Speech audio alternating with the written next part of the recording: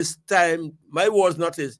Stop making an ass out of the people and man up and do what you have to do respectfully and responsibly and give proper representation to people. Because what's happening in East St. George is really unacceptable.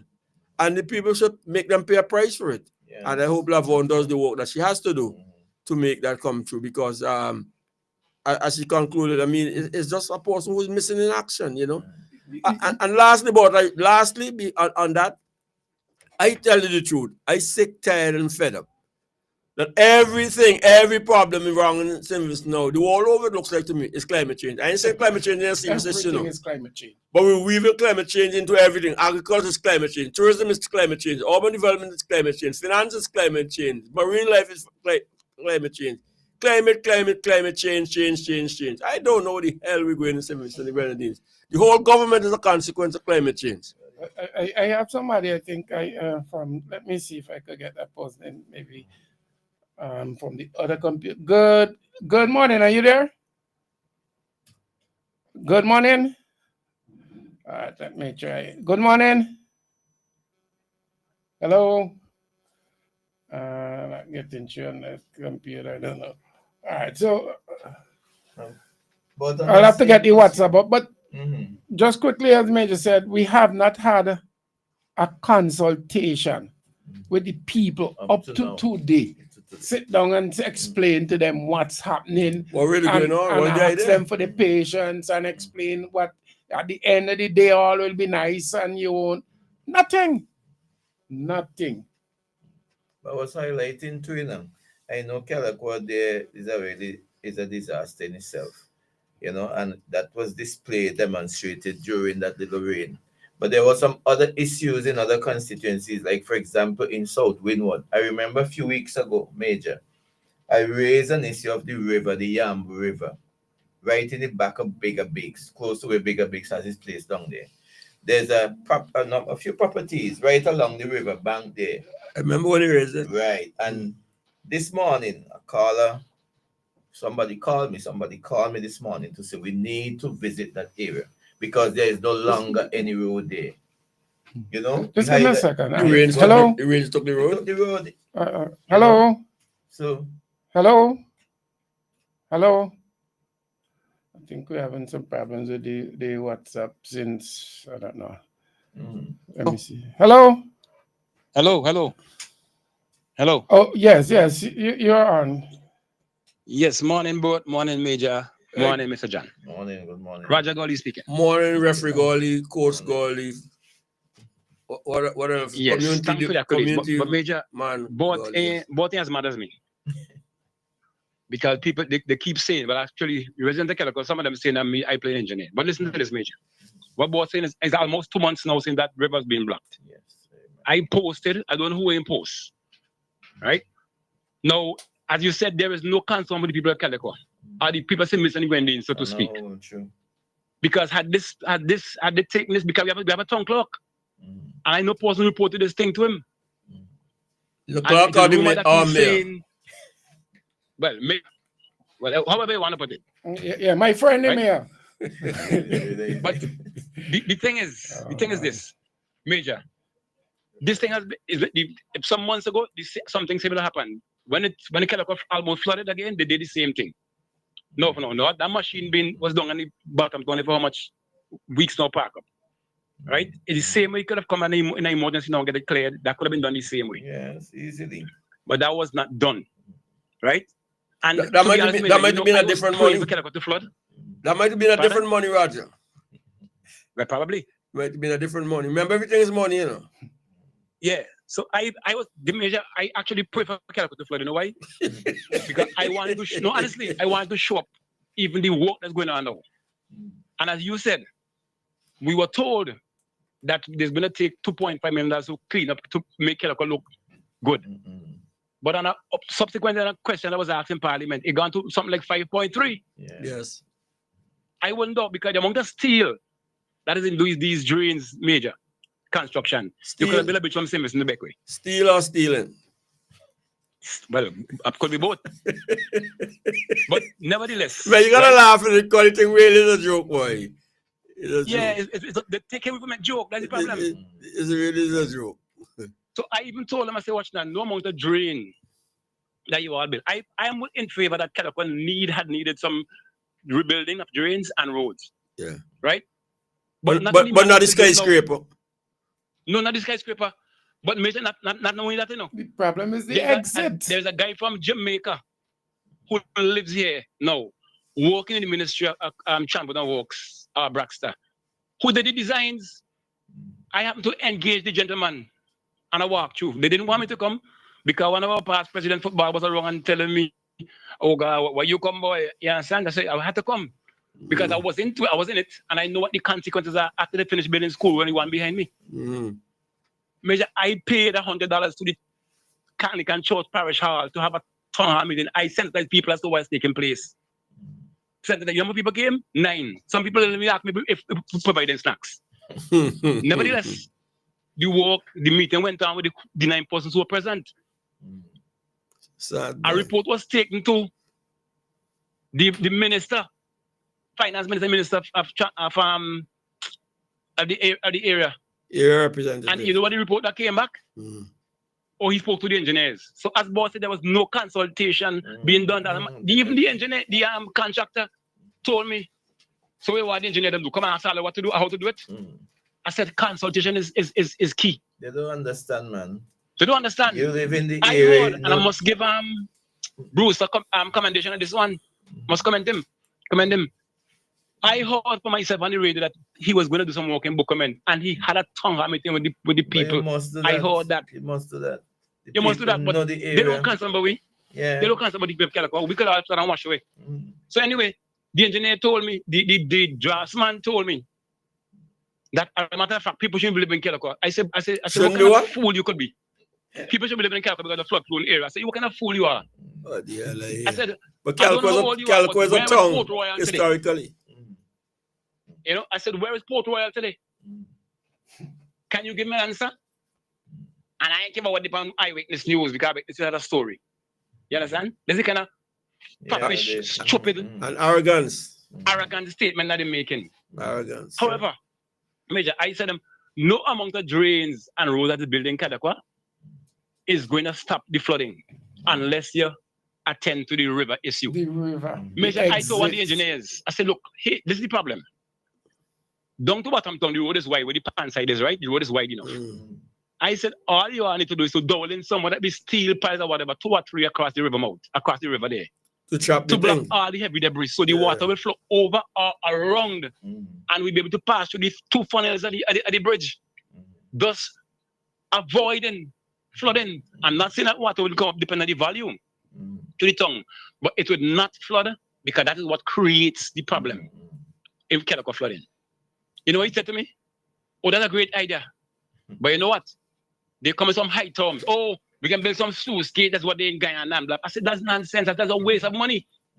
I said, I love to talk my money and try to fool people, but then we fool me this one. I said, down in some sluice. He said, oh, great idea, great idea. I said, so where was the consultation? Where was the consultation? Absolutely none. So they're taking us for granted in this place here. You understand? Yeah. Nope. And not only that, Major. It's unfortunate. I am looking at a gentleman who had an overview of Calacua from a drone picture to show people the difference now between what was and what is. Everybody's property where construction is being done is underwater. And I could bet, I'm just from overseas, I had planned to take a walk down the bottom, I guarantee that water in people's yards right now. It's still in. From the flooding. Because why? You raising the road 8 inches above the original road height. Thus making everybody's property now a holding tank for water. And that thing, you know, some little weeper holes for the water to run out from within your yard. So first thing, if it Calacua floods, the water is going to come into your yard via those same weeper holes because you are below already. It will take a longer time to run off, and don't talk about the debris you're going to leave behind. So the other designs, that's what they're carrying on with. I'm looking for a name to call them and to rename them. They're engineers. I waiting patiently till the work completed, whether it's in 2035 or 2040, and see, because this is what about in Parliament when the question was asked? about the time to complete the work. They said February, way in this life. What we see And you have to credit to Lavon Gibson Velox on that matter, because I think she asked MP Daniel Cummings to forego one of his normal questions and bring a question from Eastern George. That was Major, I was always mashing to was saying, Miss Velox, we can't allow this thing to happen. Yeah, so she had to credit her for that. Happen because this is detrimental to people. Yes. Persons now who even told the contractor how I play engineer. I work in the same field for 23 years. Yeah. I'm not an engineer, but I have an insight as to what is likely to happen. That's what we used to call public works. Public works. One lady told me, boy, I come home for a week and I couldn't come to my yard because the place flooding. I said, but your husband tell them how me play an engineer. Yeah. So he probably could have shipped you up by boat. But I see some places you make box steps for people to get in the yard and all kind. Some people have ladder and all kind of things. The water is going to be running off the road now onto my the office there. Where you are, yeah. I see that. You understand? It took them some weeks but the contractor said that they're being paid to build 8-inch curbs on either side. So between my property now and the drain was a hole in the area. It took them mostly 6 months to finish it off, and I had to demand, tell them, well, here now, I have all the media of this number. I'm going to do a live here this morning. So if I don't get it done, I'm going to expose the whole shebang. Look at my property now. Is it more cement splash like when you plaster, shovel plaster a house? Even I love one's picture.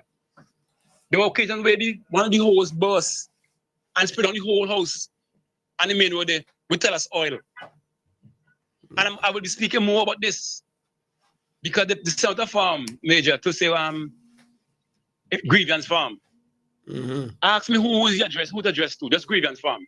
I'm not a Rockstar, the contractor, communication works, or whoever. So who am I writing my grievance to? Yeah. You know? Yeah. And it's really sad, man. This thing hurting me. It ain't hurting both alone. I can feel the people pain. being hurting, but they're afraid to speak. And that's even more sad. And then people it is sad. Roger, we're gonna talk more. Because this whole situation, as I said, it's sad, and it's two things now that help me. One, that you come now hugging up people, taking picture of the thing, and blaming climate. Yeah, grandstanding, yes. And you know what I mean? Secondly, political opportunism. Secondly, exactly. People who are damaged taking pictures smiling. What you smiling for? Talking about Nemo get 2 teeth a thing. What is that? But because I want more. Anyhow. But it's only one person. That's the whole thing. We start late, we're gonna move on. Yeah. This is not finished because the weather keeps coming and this is a work in progress. Let me put it that way. This will be a flagship. Yeah, all right, gentlemen. Thanks, appreciate. So gentlemen, what's 11:51? I think we want to move on also because as I said, there's plenty this morning, plenty to show. Major, we had the CBI, we had the cruise ship saga in terms of the same place for that NDP bill that was supposed to wash away. And they couldn't wait for it to wash away and all of that. Yeah, take the call in about. We'll get to it. We'll come back just now. Let the callers vent the.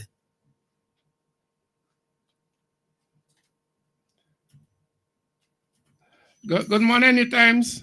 Yeah, good morning, boy. And Charles, I tell you all this, stay on topic from here, please. Excuse me? Stay on topic. I'm calling on the what is happening within Calico. Good morning, Major, and good morning to whoever is there. I don't know the other person. Andrew John, Mr. Andrew John. One callers talk about Roger. What Roger is really saying, it's really hurting a lot of us. It's hurting a lot of us. For someone who grew up around that area, I was growing up in Zilla. Calico is one of my second places that I normally used to hang out.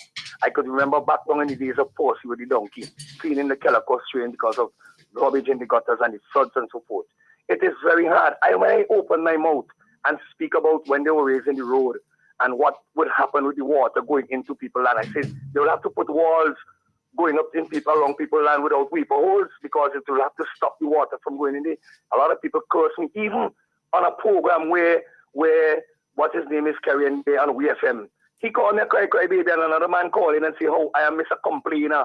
I'm making this and I'm making that. I said, well, yes, I wish I was a Calypsonian. Then I would be singing these songs about the wrongs that is happening.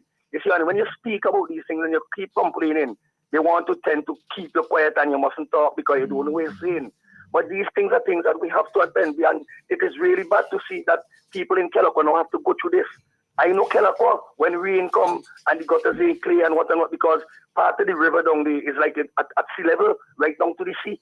So the water don't get as all the rest of flush, especially where we used to swim boat, right where the boat yard by Coast Guard, by the Buellers, where they put the fisheries now, where the gutter going down there. You remember they used to surf.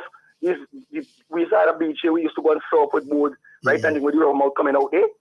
A lot of people used to go and surf board there, and that gutter used to clear and it used to be running. During the New Democratic Party time, they used to put a tractor to clear that gutter so the water would run and get out.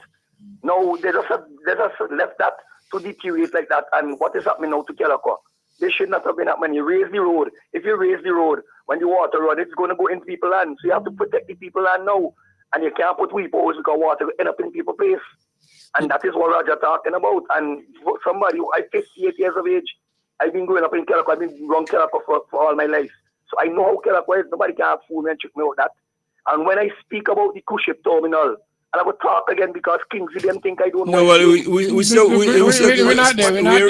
We're cruise. Let's hold for that.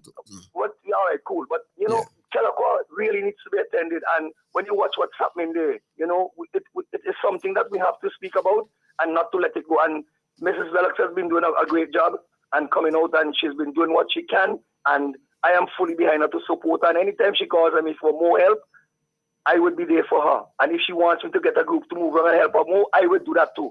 Because I want to see East St. George rise back to the way it was. Thanks a lot. Have a good day. Thanks a lot, Horseman. But we have to find a way to have these discussions, because one conversation leads to another. And there are things in which Roger said which is equally important. Now here's a community under siege, under great inconvenience. And he takes time out to put down some money to meet and to have a meeting of minds to represent your own interests. You get 9 people. We have 99 people complaining about the problem. We have 9 people. Nobody have time to take time off to go to that. What's if rain set up a phase to come? But you know what happens in all of this thing that makes me feel uncomfortable as a public policy maker and as a politician is what we have allowed ourselves, what we have allowed to happen to ourselves. That people will suffer the most inconvenience, atrocities, abuse, misuse, damage. And the guys have a measure of our poverty that they could always buy it. They can bring 3 cases of food or chicken, or you could give out $300 or $500 and you happily live after again. The problem of just gone by until the next one. And this is a relief government, This is a disaster government. This government has profited on disaster because every time it happens and people feel a little upset, well, it gives them an opportunity to find some taxpayers' money to make you temporarily happy. And people just move on. But we have to solve the country's problem. And that's why Lavon is out there in East St. George to have long-term problems to ongoing situations. I lived in Glen at a time in my old days when I got married, And I remember that Glen Road was a virtual river. All the way from up mental home coming down there. People used to take off their shoes and walk out of Glen till they reach Calico. When it rained, sometimes they used to come up in the garage that we had the right opposite the mental home to shelter and so on and so forth. But Lou Jones fixed that, including paying for the road, And that's why I say over and over again as a member in Parliament, all across the country, and Andrew's making this point, rivers are a benefit, but rivers are also a challenge. And government needs to have a sustained river defense program throughout the length and breadth of St. Vincent Green. Every single constituency that comes from the mountain to the town have problems on the river banks and on the riverside of all kinds, form, and fashion. But you have to allocate money to do peace, no peace, Yeah, peace, peace, especially where peace, the peace, problems are, till they reach especially, down. You understand? you know, We can't especially- ignore it till it is insurmountable. But I can tell you that when rain comes, there are very many hundreds, perhaps thousands of Vincentians who are worried, whether it's for themselves, whether it's for their house, whether it's for their property, whether it's for livestock, whether it's for things that are around the river that puts them into trouble.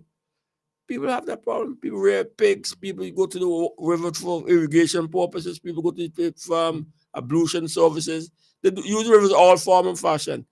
The embankment falls, don't it encroaches because a lot of people have squat lands around riversides and all kinds of things. So it is a call for action by a forward-thinking government, and you really need to have somebody with experience, and representative type of politics to really address that issue. And Daniel Cummins comes to mind. Before you want to comment before, because Well, you see, one of the things that really coming out here now is the disregard for people's, not just their opinion, but the information coming from the people. When the gentleman said there was no consultation, I remember going to a workshop one time, and somewhere I think it was in Belize, the people were saying where they have the engineers were going to put a village. The elderly people in the village said that area is prone to flooding. It used to be a riverbed. And they ignore the people because they're engineers and they have degrees and so on. And they went ahead and put that settlement in. And lo and behold, a few years later, history repeated itself. And the river came down, just like what you're seeing here. You must consult with the people. They have been there for years and they know what the area is like. They would know more than you. I'll give you quickly a story. When they had fenced the playing field, so let me do like Roger, I'm no engineer. There was a flooding. You're a historian. There was a flooding in Calico.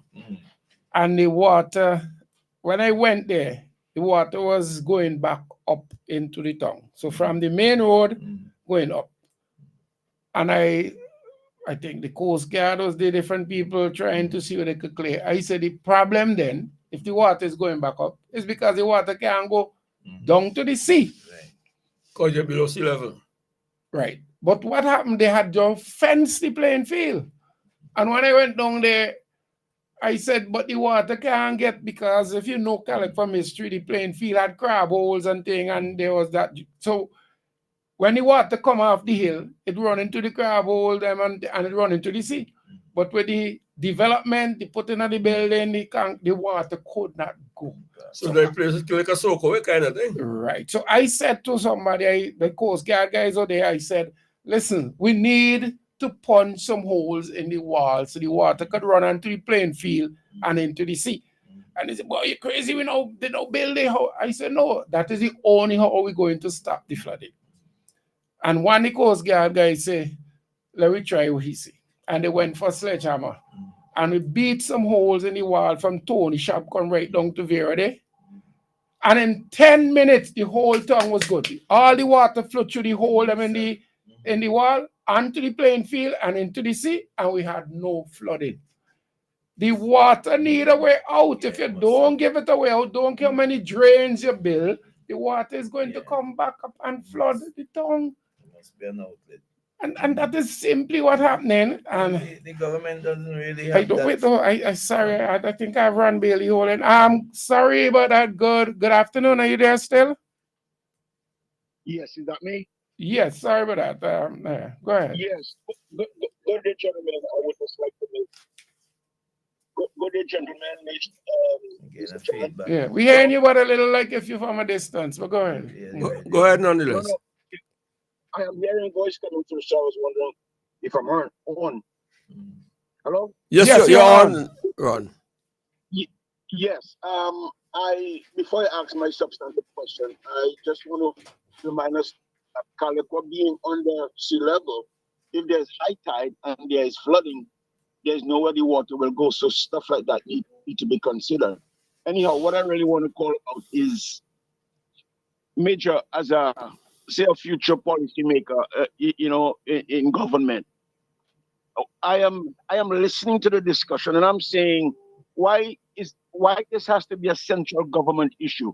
Why not local government looking after those specificities as regards communities?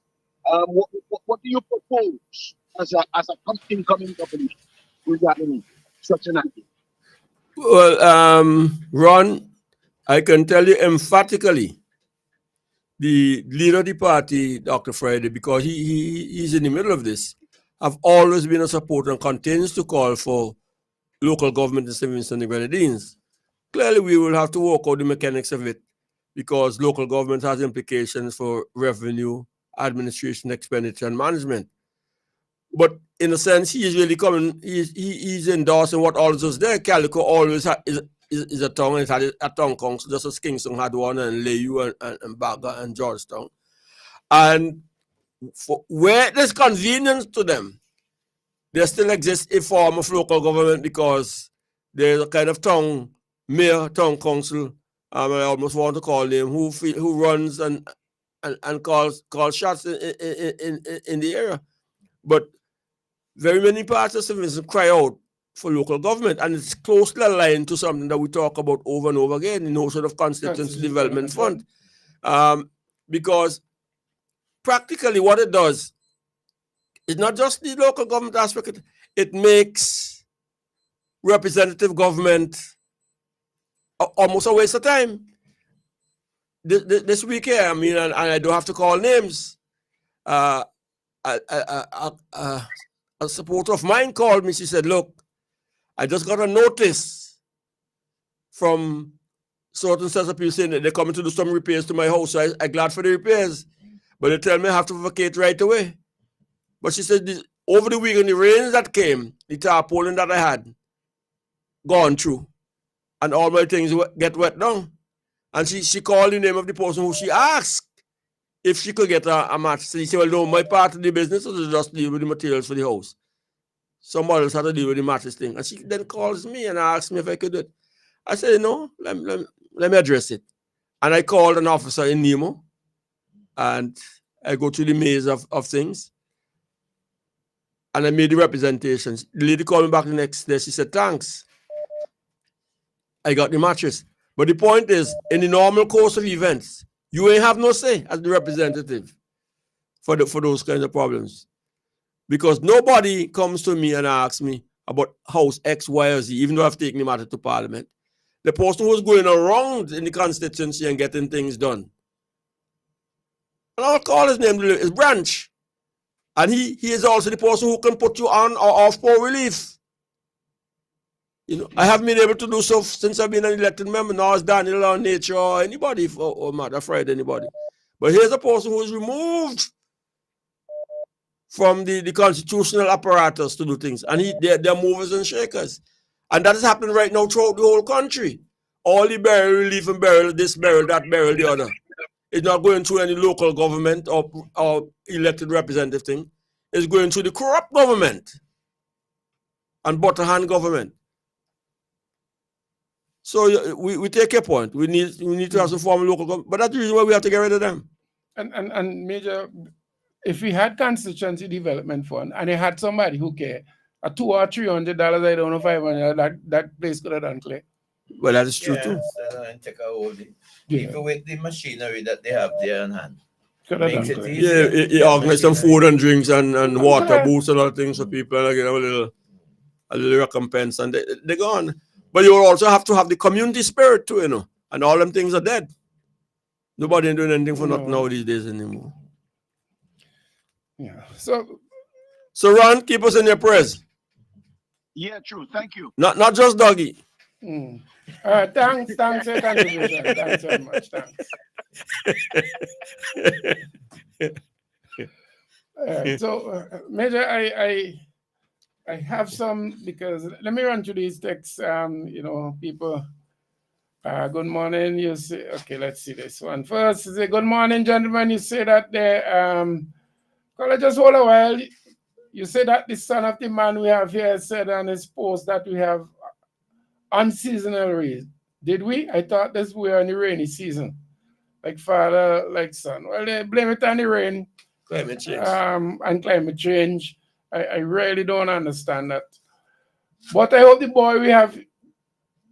I don't want to go down there. But I hope the person we have here is not wasting taxpayers' money to go to that climate change meeting in Abidjan and still burning tires in Rebecca. This one, climate change, November is always the rainy month of the year, so they have already prepared for it. They should have already prepared for it. Everybody who have sense saying this is the rainy season, when you're talking about climate change, I mean, good morning. Please ask them to don't ask them to do anything. Just ask them to leave government. I agree that one. I like that one. Don't want to go off topic, but I don't know if the NDP they suggested that. Like to know what is the NDP plan in relation to the van culture, reckless, loud music, etc. That was that one day. We'll come to that, maybe not. Major, I want to make a switch to one of the other things. I want to get your feedback on the whole situation with the port, lack of preparation, etc. Let me take this. Good afternoon, Newtimes. Hello, good afternoon. Good Sorry if since yesterday I'm trying to get on. But anyway, let me move from the radio. Sorry. Yeah, I have a concern here with these house roof that they're changing with this disaster with burial. Now you fix houses that people live in, right? Not houses that they abandon. Sure, me. They are fixing a house roof right now in the West Kingston area in Lowman's Hill, where the people them, I can't tell you how many years, maybe 30 odd years, they don't live in that house. They don't live in it. I'm speaking, my house get damaged. The neighbor above me, damaged. The guy above, whole house blow away. How could you fix something that abandoned? I'm not against the fixing house roof, whether you abandon, but not in this time.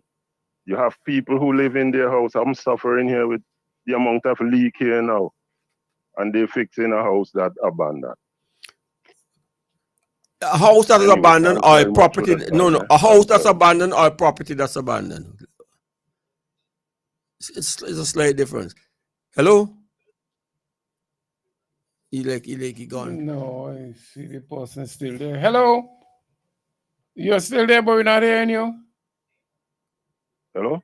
Yes. I'm saying if it is a house that is abandoned or a property that is abandoned. Well, I will say the house because the people they I think they are overseas. Yeah. But the house, no one lives in that house for a very long time now. So why you thinking of fixing it now? For somebody else to go in to live in it then? Right? So why are they then fixing it? Are they fixing it on behalf of the people who are overseas because they figure somebody will now occupy, some family relative or whatever it is? No. That's stupidity of the highest order. So it's just straight stupidity. Okay. No, I know. I'm telling you, it's in the area where I live in. Well, so I'm I not know questioning you. on. I'm asking you, sir. I'm asking and you. let me tell you, it's not political. I know what I'm saying. So it's not political it's just either. stupidity with the person who is doing the work. It's just stupidity. Well, all right. Even when one of the workers stepped in, he said to me, from the time he stepped in, he know the house is abandoned. Nobody lives But there. you fixing it. And they've still putting on the roof. Right now, they're there. But, That's why I want to see Mr. Cummings. But he will get paid. He will get paid. He will get paid. He will get paid for putting on the roof. Yeah, he will get paid. Of course, he will get paid. So, it's not his fault. He said David Brown sent him there, and it's over. But you see right there, that's how he stands. David Brown is a former deputy speaker of the House and a person they tried to get in the parliament. I think he came in was a senator. He is a contractor in the area. Right? Right now I have the same thing in Central Kingston of a person who is now functioning as a, I don't even know if the word for them is a contractor, because he actually, I tell him this, I could talk in facts where I'm saying it. Somebody who was working at my home at $125 a day. They just double his pay for $250 a day to work with them. So they abandoned me. And they go walk with he. Because he ain't no his ass from his elbow. So you And need he just somebody hiring people competent. now to do things in a constituency where I'm supposed to be a representative, but I ain't have no say. He has say. They don't know what they're doing. This is ridiculous. That's why I split the Jimmy Cliff song, Solid as a Rock, you know. Definitely. Anyway, thanks for the time. And thanks for Thanks, but it's the corruption, and that's all the reasons why, you know, why this administration, this Ralph Everett Gonzalez administration must go.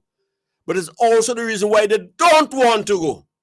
Because the day that they go, the amount of corruption and mismanagement and misspending of taxpayers' money and and deals and wheels and underhand actions will be revealed. And we will be surprised and shocked to the core of what passed for governance and service in the Grenadines. And they do it disaster after disaster after disaster. Definitely. Andrew? Thanks. It's okay. Hang on. My phone is so old, it's not even turning off. Okay, I'll end from my end. But Daniel hearing you. Conroy sent a text here. He said, consultation with the people cause one to get local knowledge, which is important for any project. And that's exactly Brother Huggins, right? Yeah. Local knowledge both is valuable for developmental projects. And these are the kind of things you need to go. Okay, 12:14. I'm going to make a switch. I'm going to make a switch in terms of topic. When we come back with the lines, yes, we can continue that discussion. Major, I want to take on the situation with the cruise ship terminal and what should I say, lack of preparation, some management issues in terms of what I'm hearing, who allow who to do this, and what you're hearing and what's your take on well, it is it's complex, it is messy, but again, it's more reasons why this regime must go. I might be saying that very many times. When I came when we docked on Sunday night after the boat ride, an experienced boatman brought it to my attention that the cargo boat was still there at the ferry boat, and that there were two things at play at the moment. One, the cargo boat damaged the ferry, and the ferry in Vexation damaged back the cargo boat. So the cargo boat now could not move until they got technical help to do repairs or whatever had to be done to the hull, that it was safe to go out to sea. Now remember that had happened because they put the car boat, as we just call it, there. Yeah. Because it can't go over by the original wharf in the area of the Geisha there over there. Okay, so they carried it over by the cruise ship there. And in the process of doing that, we also end up losing a cruise ship because the car boat was in the place of the cruise ship, which we are told was making its maiden and only voyage to St. Vincent Gate. So that ain't coming back. So that is money lost to the taxi drivers and artisans and all who make a penny out of the tourists who come show to do what they have to do. But bear in mind, and this is what is important to that, and Dr. Friday again made this point on Monday when he was on with Colin, that very cruise ship facility was built because of the vision of Sir James Mitchell and the New Democratic Party. And when it was being built and constructed, Glenn Jackson and Company, with the encouragement of the Labour Party at the time, went up there and they were singing all kinds of sankies that the wharf was washing with, was smashing up and so forth. That's when we had what they supposed left-hand Lenny situation case. They were rejoicing because the swells were coming over the wharf and so on and so forth. But the wharf, the cruise ship boat, was built, and it is the cruise ship boat that has allowed our tourism to go. Even all this a month or two ago, they were bragging that we have record cruise ship arrivals in St. Vincent and the Grenadines. But bear this in mind, board, and St. Vincent and the Grenadines.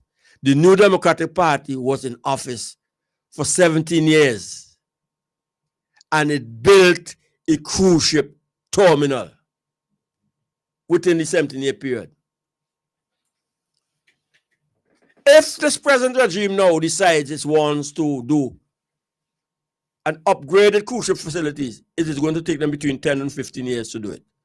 Because, and I heard the Prime Minister repeated my language after I raised it in the Parliament the last time. The gestation period between thinking of it, planning to do it, and financing to do it is going to be a hell of a long time. And then we'll even come back to what Andrew John here speaks over and over. We'll one more time have to mortgage now our great-great-grandchildren to build it because the government don't have a cent to do anything. St. Vincent and the Grenadines, there is an ongoing argument and explanation which is true, but I'm saying is true partially. And that argument is that the government does not have a maintenance plan. That is true, but it's true partially. What is more fundamental to the situation at the port board is that the government has no money to do any capital program in St. Vincent and the Grenadines. And people are taking this thing lightly and laughing at it. If you reflect back on where we are this year, we're in November of this year. We started the year with the government having $800 and something million of revenue from direct and indirect taxes. Could be about 810. But they propose to spend $1 billion. Now, how you could go to Graves, Randy's, or Laborde supermarket with $8 in your hand to buy $10 worth of goods, or $80 to pay for $100 worth of goods? You will have to be a magician. So the government is every year going through this exercise of not having money. A fellow met me in the bank yesterday. He said, "Me just listen to, when you see the dance camp, if you like, where they are sending the food a little further. They don't have money to run the country. St. Vincent could easily be renamed Taiwan and the Grenadines, Easily we could rename this place Taiwan and the Grenadines because the $170 million that we owe Taiwan directly, not the companies out of Taiwan. This is not ill speaking Taiwan. Is the fact in the absence of Taiwan, we have no country. Yeah, no money. Because it's grant, loans, and then outside of Taiwan loans that this run the country. So that is the reality of where the port is at. Because before I came on radio this morning, I went back to the budget to look to see what had been provisioned. There's nothing under the Ministry of Urban Development, Airport and Seaports. That's the authority of the current Minister of Airport, Seaports. There's no provision there. It's only for the port downtown, Central Kingston, West Kingston, that area down there. There's no provision there. So I looked over in Transport and Works to see if it ain't under Urban Development, Airport and Seaport, if it might have been in Transport and Works. It is not there either. And when I did sit down on the Urban Development or Transport and Development, I also then went to the Ministry of Finance to see if there was any provision. There is no money provided there for any substantial repairs. So as I have heard the ordinary common man on the street been arguing, which is common sense, if you are going to make preparations for this $600 million new port, but by all means, repair that which has been in place so that when you move on, something could be happening. But they have not been doing that. But they have not been doing that because they also don't have the money to do that. I reminded just this morning on my morning walk, the people down the road down here. Don't ever forget that the Saudi Arabians gave us $135 million. And in the given year, they say you could get 46 of it now. But if you want the 46 now, you have to have 3. The government said, all right, no problem. But they went and borrowed the 3 to get the 46. So you just imagine a St. Vincent and the Grenadines, a man say, boy, I'll give you $46 now. But put your hand in the pocket and show me a $3 in it. And he said, hold on a while. And they go across the road and they borrow $3 from a partner to get his $46. But that's how Ralph and them stop. Poor bragging and most. And sending this idea, has some money here and has some money there, and they have no goddamn money. They're BSing the country. right? And that will bring us on to the subject we have to discuss later, right? But that is the cruise ship. When burial occurred, and I was going down to UNL with Dr. Friday and Daniel Cummings and other colleagues, and Terrence, Terrence was down there to see what is happening.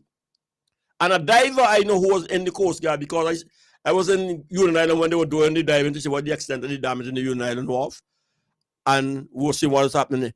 You could see that the present Beckwith Wharf, as we call it, or the Grenadines Wharf, is also in a terrible state of disrepair, which means that in 24 years, they have not gone there to look at the steel, the masonry, or whatever it is, to see what is happening underneath the wharf.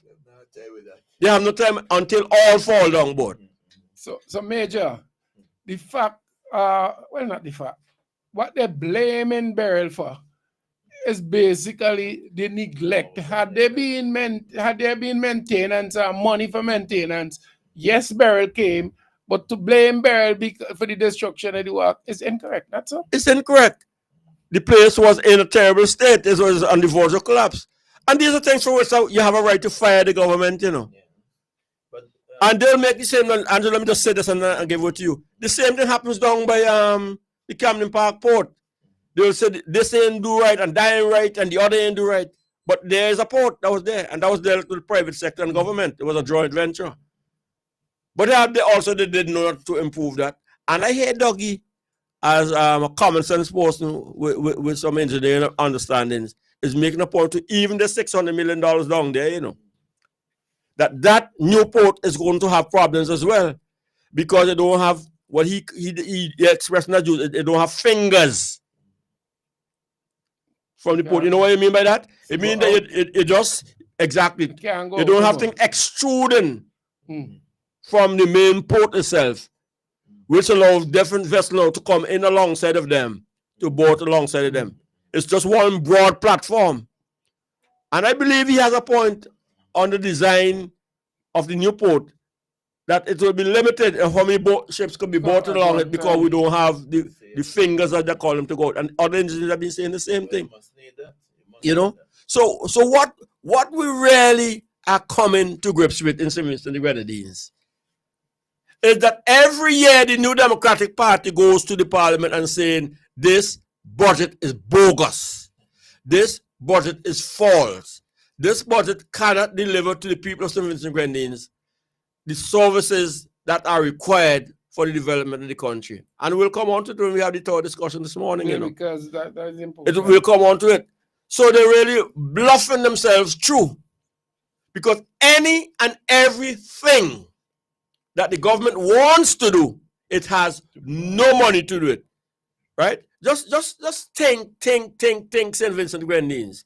And I'll go back again to teach John Hayes' position of mortgaging the children's future.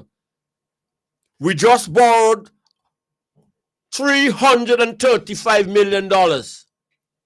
$335 million to do hospital-related projects. Let us hold board. We have taken a grace period of 10 years before we start to pay back on it, which means that interest will accumulate another $100 and something million. So by the time we really start in 2035 to service that loan, what was 335 now will be heading fast to be $500 million. Now, 20 years in my mind represents a generation, right? So that people who 10 years now come of age in 2035, they're now 20. They now have their first child between 20 and 25.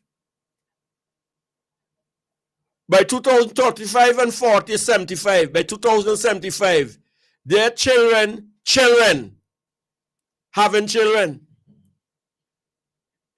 So for some of us, it's our great grandchildren who will be paying off for that loan. For some, it will be their grandchildren.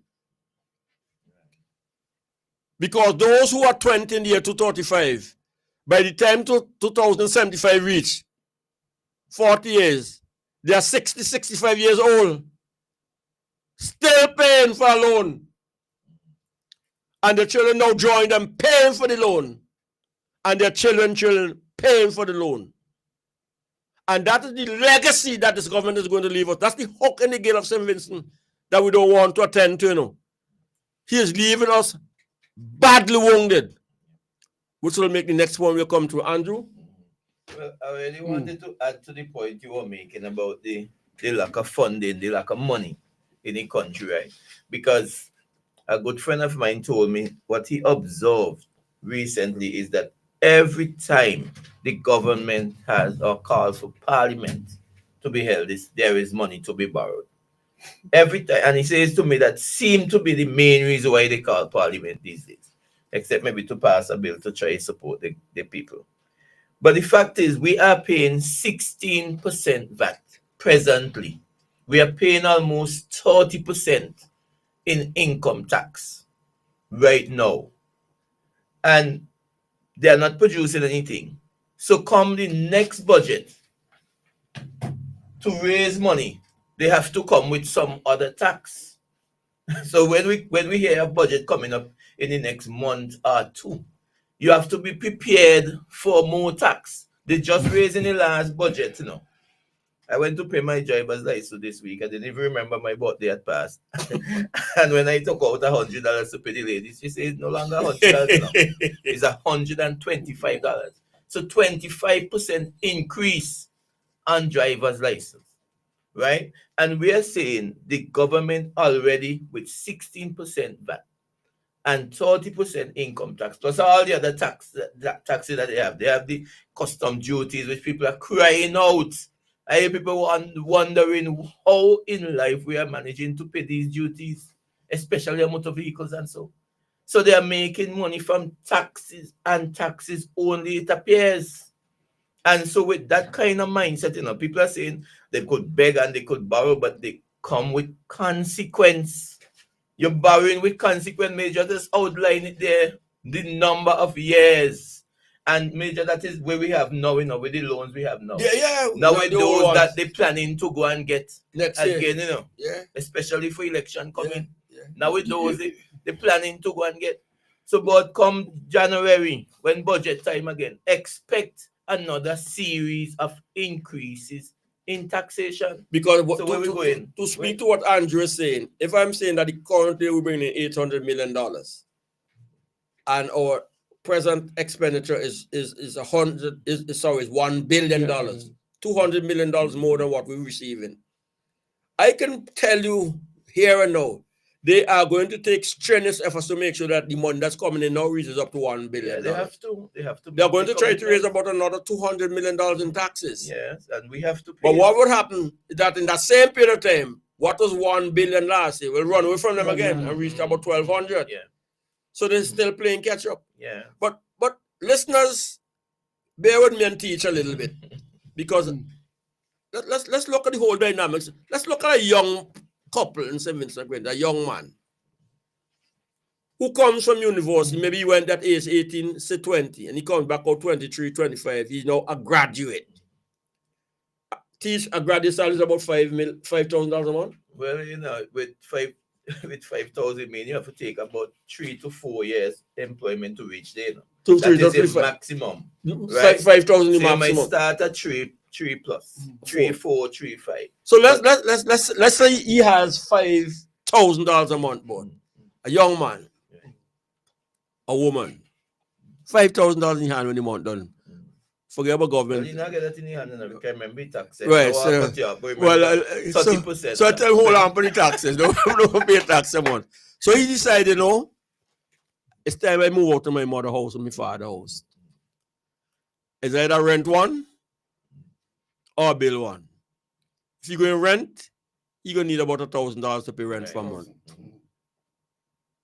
And he said, I want to have my own little family. He wants a car to carry his wife and children to school and back home for the evening. So he wants a car loan. A car loan going to be about $1,500 a month for a good vehicle. For a good vehicle, a second-hand car. If it's a new car, it might be $2,500. And then he ambitiously said, look, instead of paying rent, let me see if I could buy a piece of land and buy a house. If you get a mortgage, The mortgage for a Gone up now. $400,000 house is about $2,500. $2,500. So a graduate who is our middle class in St. Vincent and Grenadines can't sustain a car loan and a mortgage. Because if he succeeds to get the loan and the mortgage, every year he has to pay insurance on the house, insurance on the car. He has to pay property taxes. You understand? He has to pay taxes and VAT. License, don't forget. He has to do license and everything. I'm putting it to you that on average, he's coming out with between $1,000 and $1,500 worth of taxes in a year. So in 5 years, he pays. From your calculation, he done in the red long before you get it. You see what I'm talking about? Already in the red. He's not collecting $1 from his salary now. And bear in mind that in this St. Vincent and Grenadines, more than half of St. Vincent and Grenadines works for less than $1,500 a month. Yeah, of course. Who doubt me? Come and prove me wrong. More than half of St. Vincent and the Grenadines works for less than $1,500, because in St. Vincent and the Grenadines, a $1,500 a month salary is a big salary. Right. And in a major. It's a big salary. When you look at the way the government puts the thing forward to people, the unsuspecting people get caught up. Because one, he came and he said he's going to increase SET program, the money on SET program. Now remember, SET program is a 1 to 2 year program. At the end of that period, you're out of a work. You're out of a work unless they could find something to keep you on. And a lot of these programs are being sponsored by Taiwan. Yes. The YES program is the same thing. 6 months to a year. And so what they have been focusing on a lot is temporary employment, short-term employment. The same with the construction. You see a flurry of activities.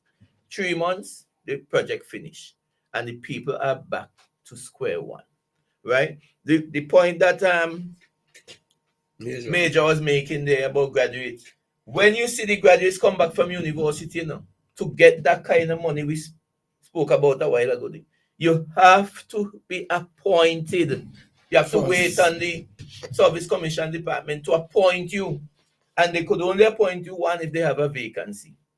And two, well, the second part, really a lot of curry favor, right? A lot of curry favor and who you support and who they could recommend. A lot of that. But if you have to wait on the normal cycle when somebody comes, I know some people but it'll take quite a while to get appointed. But depends. That is one of the things we were dealing with. And sometimes you have to wait on a budget too. Yes, if they make some vacancies available, some positions available.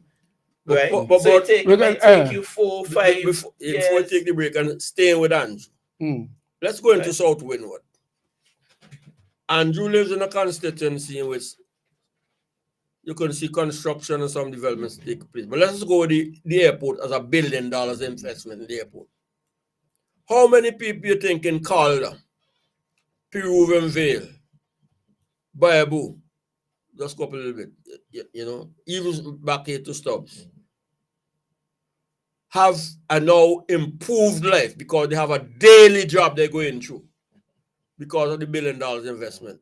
Either because the shop could stay open the whole day that they could sell things, or because the agricultural lands can produce things for people to do things, or they could open up a guest house or something, place for them to open up.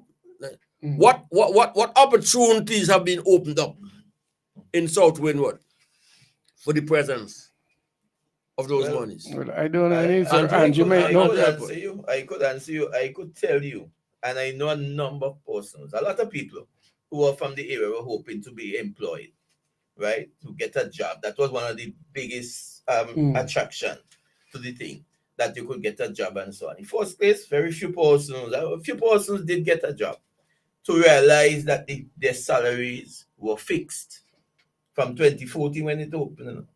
The salary, they did not receive an increment for the first 4 years. So if you went in there on $1,500, even now persons are complaining to me that they would promise them a job that would pay $1,500, and when they get there, they pay them $1,000, and they have not been able to move in certain positions, right? But the point is that over that period of time from 2014 to now, it's almost 10 years.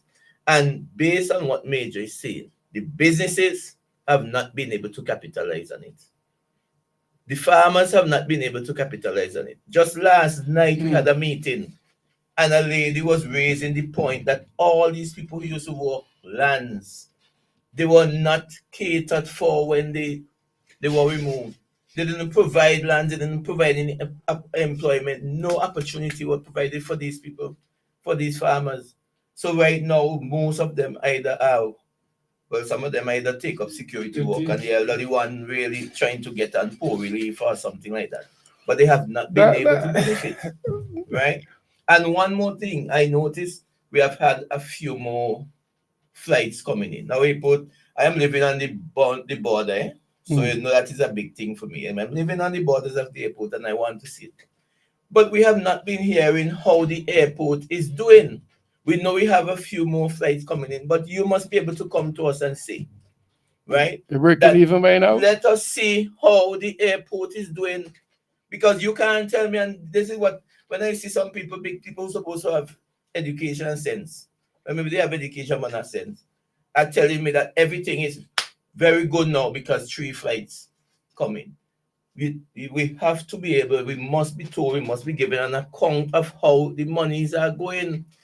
And I think, Major, that is something I want us to discuss as well.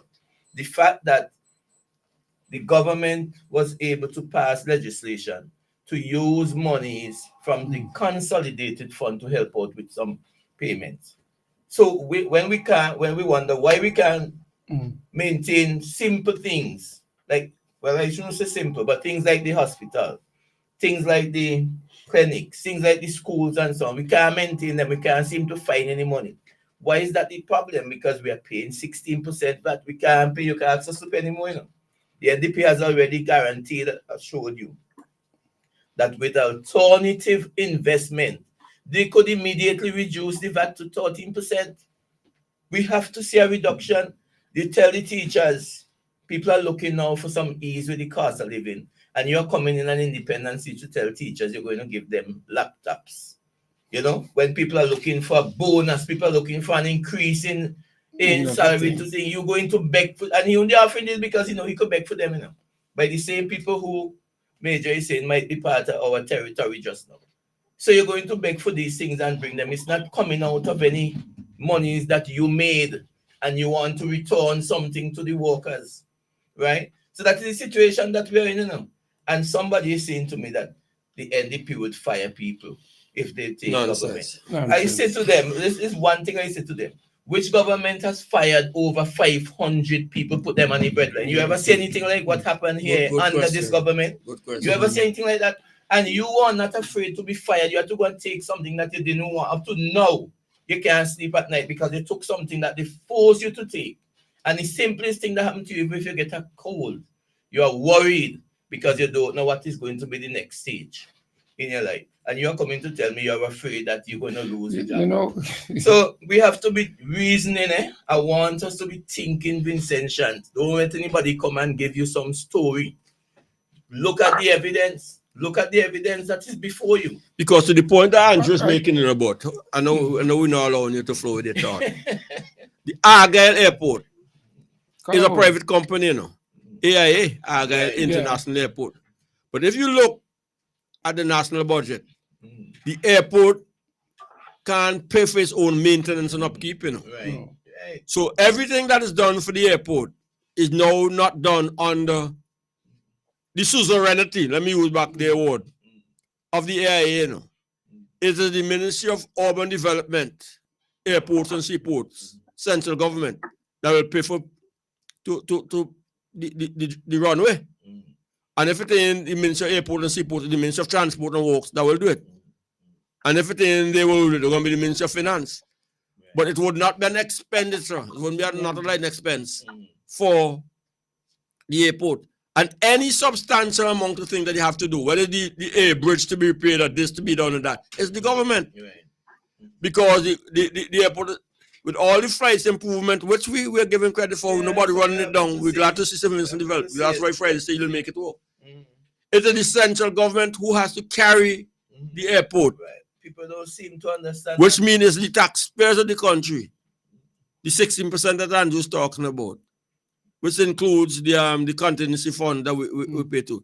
That is keeping the country going. So, Major, quite rightly, if the airport can do these things, at least we could turn back around and say, well, extend agriculture produce going out, and these. So some we have enough tourists coming in, and the taxi man them down, they don't have to cry and bawl because they're not getting enough, because maybe there's a monopoly one way or the other organized. So in terms of benefit, we're not seeing that. We're not seeing that in terms of any employment. So much more could be done with that. We're gonna take the break. Before I go, Major, live on air, the man Ginger for Grey. You're walking with me, I walk with Grey. I take my name out of the mouth. So you're walking for me, I walk for you. Grey don't send me $20 for the Ginger. You're making good track now. Right. So I put it on the book, and secondly, Doggy say, don't take his blessings. But when they turn around, I think I'm good now. I get between the two of them. I don't. You don't deliver two messages. Yeah, I don't deliver. All right, boss. Wait. Hello? You have somebody there? I don't realize I forgot. Good afternoon. Are you still there? No, I think they gone. My bad. Okay, we need to take the break, and when we come back, I want to make a switch again. So we take the break. General Hardware still has the best prices on steel, lumber, and plywood. So go on, compare prices. And if by chance you find a better price, no stress. Just talk to the General, and they will beat that price plus give you special priority delivery. Yes, General Hardware offers free island-wide delivery on most purchases, so you never have to worry about getting your goods on site on time. Plus, shopping at General Hardware is a pleasant experience with friendly, knowledgeable staff always ready to serve. What more could you wish for, huh? So come to General Hardware for proper service, lowest prices, free delivery, and see why nobody beats the General. Nobody. Get dinner and candles alight, popcorn for your movie night. One stop and get it right. It's that good. We've got what you're looking for. All the brands you love and more. Get everything at Massy Stores. Massy Stores is where you wanna be. We take care of you like family. We do all that we could to treat you like we should. It's that good, it's that good. That good.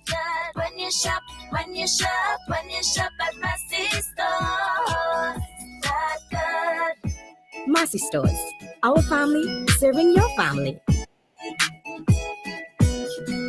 Christmas in this year. Mom, can I have this? We have an extra $400 from Flow. You can have everything you More want. gifts with Flow. With Christmas in, win weekly prices up to 10,000 in cash. Sign up for a postpaid bundle or a broadband plan. We Christmas in with free groceries from Flow. Plus, a chance to win weekly prizes and up to $10,000 cash. Head over to your nearest Flow store or visit discoverflow.co. Flow, we Christmasing. More gifts with Flow. Lewis Pharmacy. We specialize in friendly service with a personal, professional touch. Hence, we take pride in offering patient counseling on all prescription and over-the-counter products. We welcome inquiries on prescription drugs, vitamins, herbal preparation, fitness nutritional products, cough, cold, allergy, and all other health care products. For the convenience of our patients and surrounding community, we are situated uptown opposite the bus stop at Juicy Building. Our opening hours are Monday to Friday, 8:30 a.m. to 5:30 p.m. Saturdays, 8:30 a.m. to 1:30 p.m. Lewis Pharmacy. Randy's Supermarket is perfect for all your grocery needs. We have a range of liquor, liqueur, and wines, fresh and quality bread, and our weekly specials will simply amaze you. Conveniently opened 7:30 a.m. to 9 p.m. Mondays to Thursdays, and Fridays and Saturdays 7:30 a.m. to 10 p.m. We have competitive prices and friendly staff. Randy's Supermarket, located at Lower Bay Street and Terrell Street. Call us at 456-2994. Randy's Supermarket, where shopping is fun. There are many cleaning companies, but there is only one company that cleans, and that is VinceClean. So you don't have to wait for a season. Cleanliness is enough of a reason. Just finish building your dream home and wish to move in? Then VinceClean is for you. Do you have oil mark where that car is parked? New tiles just laid and want to remove tile grout, cement, or paint? VinceClean is for you. Shampooing of chair sets, mattress, carpet, house cleaning. VinceClean is for you. So whatever cleaning you need and for the best prices and quality on the market, telephone 431-1360, 457-1649. VinceClean, VinceClean, VinceClean, the best in service. Introducing Kitty Care Plus Pico Actin Syrup and Mimglobin Liquid from Maya Organics PVT Limited. Kitty Care Plus is an optimum nutrient for growing children. It promotes physical growth and enhances intellectual performance. Pico Actin Syrup has a synergistic combination of cyproheptadine and B vitamins that help to improve appetite and body weight. And Mimglobin Liquid helps to optimize growth and builds immunity. Get yours today. Kitty Care Plus, Pico Actin Syrup, and Mimglobin Liquid. Available at leading supermarkets and pharmacies. Agent Bowman's Pharmacy. Call 456-2235. Get value for your money. Shop at Richardson Motors. Shop at Richardson Motors Limited and enjoy 3 services in one. Hop into our convenience store for a wide array of snacks, drinks, and toiletries. Visit our mechanic shop for specialized treatment for your brakes, exhaust systems, and wheel alignment at our garage. But there's more. When you shop at Richardson Motors, get a free oil change service, clean, high-quality fuel, or shop from a wide range of automotive parts and accessories. We are conveniently located along the Arnesville Main Road. Drive on up. Reliability, convenience, and variety. Richardson Motors is your number 1 stop. CK Graves and Company is the number one supermarket, 100% contention. The Intention Supermarket. We've got more of what you're looking for in multiple locations to serve you more and more. In business now for over 50 years, and you will always say by shopping right here. Oh yes, we're number 1. CK Graves and Company, and we are Vincent Shines, a supermarket for you and me. Since 2012, we have provided reliable, professional dialysis services in St. Vincent and the Grenadines. We are now proud to offer you new solutions for your health problems. Each new solution is being delivered to you with the same high degree of care and professionalism. We also use the best technology in the delivery of our services. So, does your doctor need a precise view of what's happening inside your body? Let us perform an ultrasound for you. Ladies, if it's your breasts, then choose our mammography service. For all issues related to men and women's health at any stage in your life, our team can perform the necessary investigations to put your mind at ease and recommend solutions for your problems. If it's to see within your chest or check for broken bones and fractures, then use our state-of-the-art U-Arm X-ray service. For you aging men and women, we can now check your bone density, which will reduce any complications that may arise with overall bone health, osteoporosis, or arthritis. Health Solutions will provide answers and results in a timely, accurate manner in the most comfortable environment, while you are taken care of by well-trained and experienced staff. Please call us today at 451-2836 or 434-3170, or visit us online at healthsolutionsSVG.com. You can also follow us on Facebook or Instagram. Health Solutions, where we are providing solutions in SVG with care.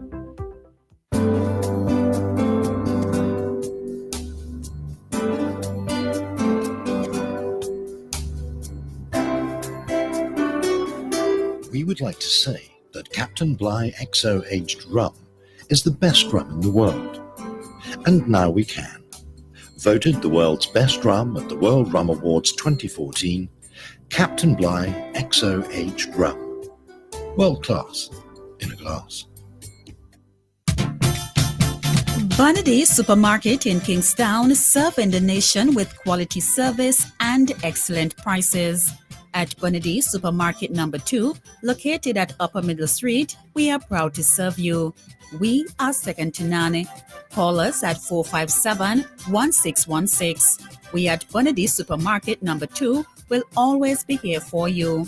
Bonady Supermarket, serving the nation with quality service and excellent prices.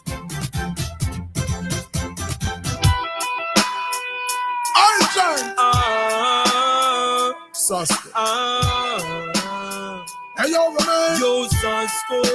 We're rolling this tonight. When I see my friends become my enemy, I have to far. No one here that will not go. No link, no bar. Because I know dirty heart can't sweep with room. They are like the trees that can't bloom, and they shall slowly fade away. And I know dirty heart can't wash with soap. The meditation. It's 6 minutes to the 1 o'clock hour, 6 minutes to the 1 o'clock hour. Listening to the Newtimes Program for Wednesday the 13th of November. I'm your host today, Clement Robert Francois. And will join us shortly in studio, the Major and Brother Andrew John. Just to remind you, Andrew T. John, just to remind you to get your tickets and make your contribution to the annual presidential dinner, and it takes place on the 7th of December, Sunset Show, 7 p.m. Contribution, donation, just $250. Remember, it's the major fundraising event for the party, so you can go to that. And we also... Because they'll mix up and think it's my major thing. No, not major thing. And also, if you can't make it, you can contribute. You can sponsor somebody. So we could look forward to that. The 7th of December, and that's a Saturday, 7 p.m. So it's a nice gathering. So you can look forward to that. All right. Quickly, let me You get have the registration information yet, or you don't have it? No, I have it. I just did not give it as yet. Don't forget. Because of time constraint. So I'll give you the registration just to remind you. Somebody said bought forward that Glenn Jackson used consistently in a Brown NBC Jeep, rejoicing with the others while Hurricane Lenny pounded the cruise ship was, yes, mash it down. As the waves smashed through and over the buildings, I was there.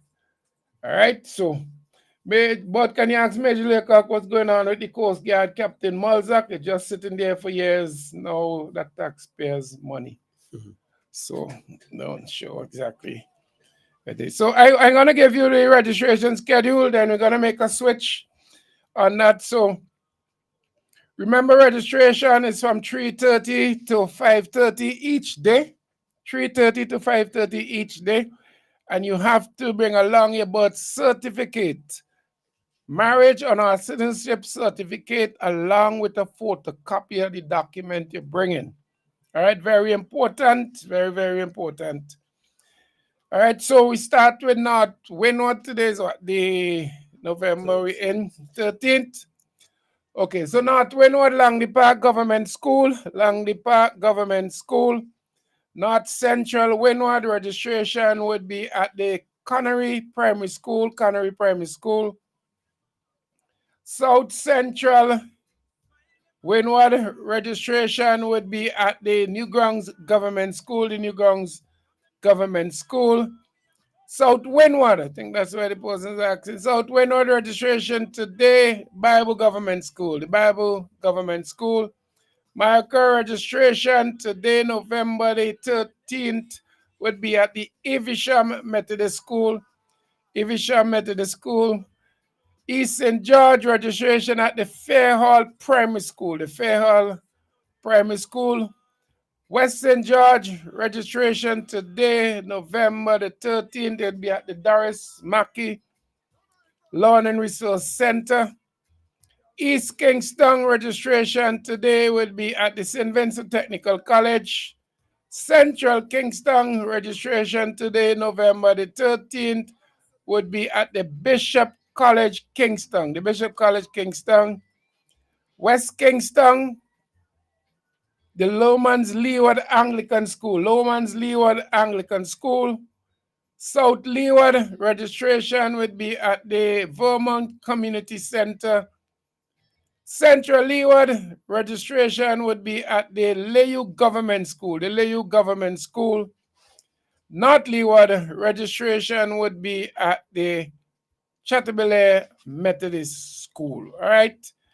Northern Grenadines Beckway, registration is at the Community Center in Paget Farm.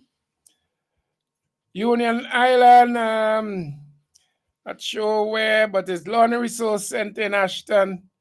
I am yet to get an update as to the situation. Canawan is always at the Canawan Administrative Building. All right, so those are the registration venue for today.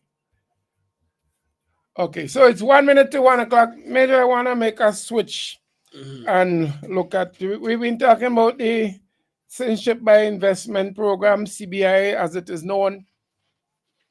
I saw something coming out of Dominica. You're going straight into that. You're not talking about what Andrew drinking. You're not. No.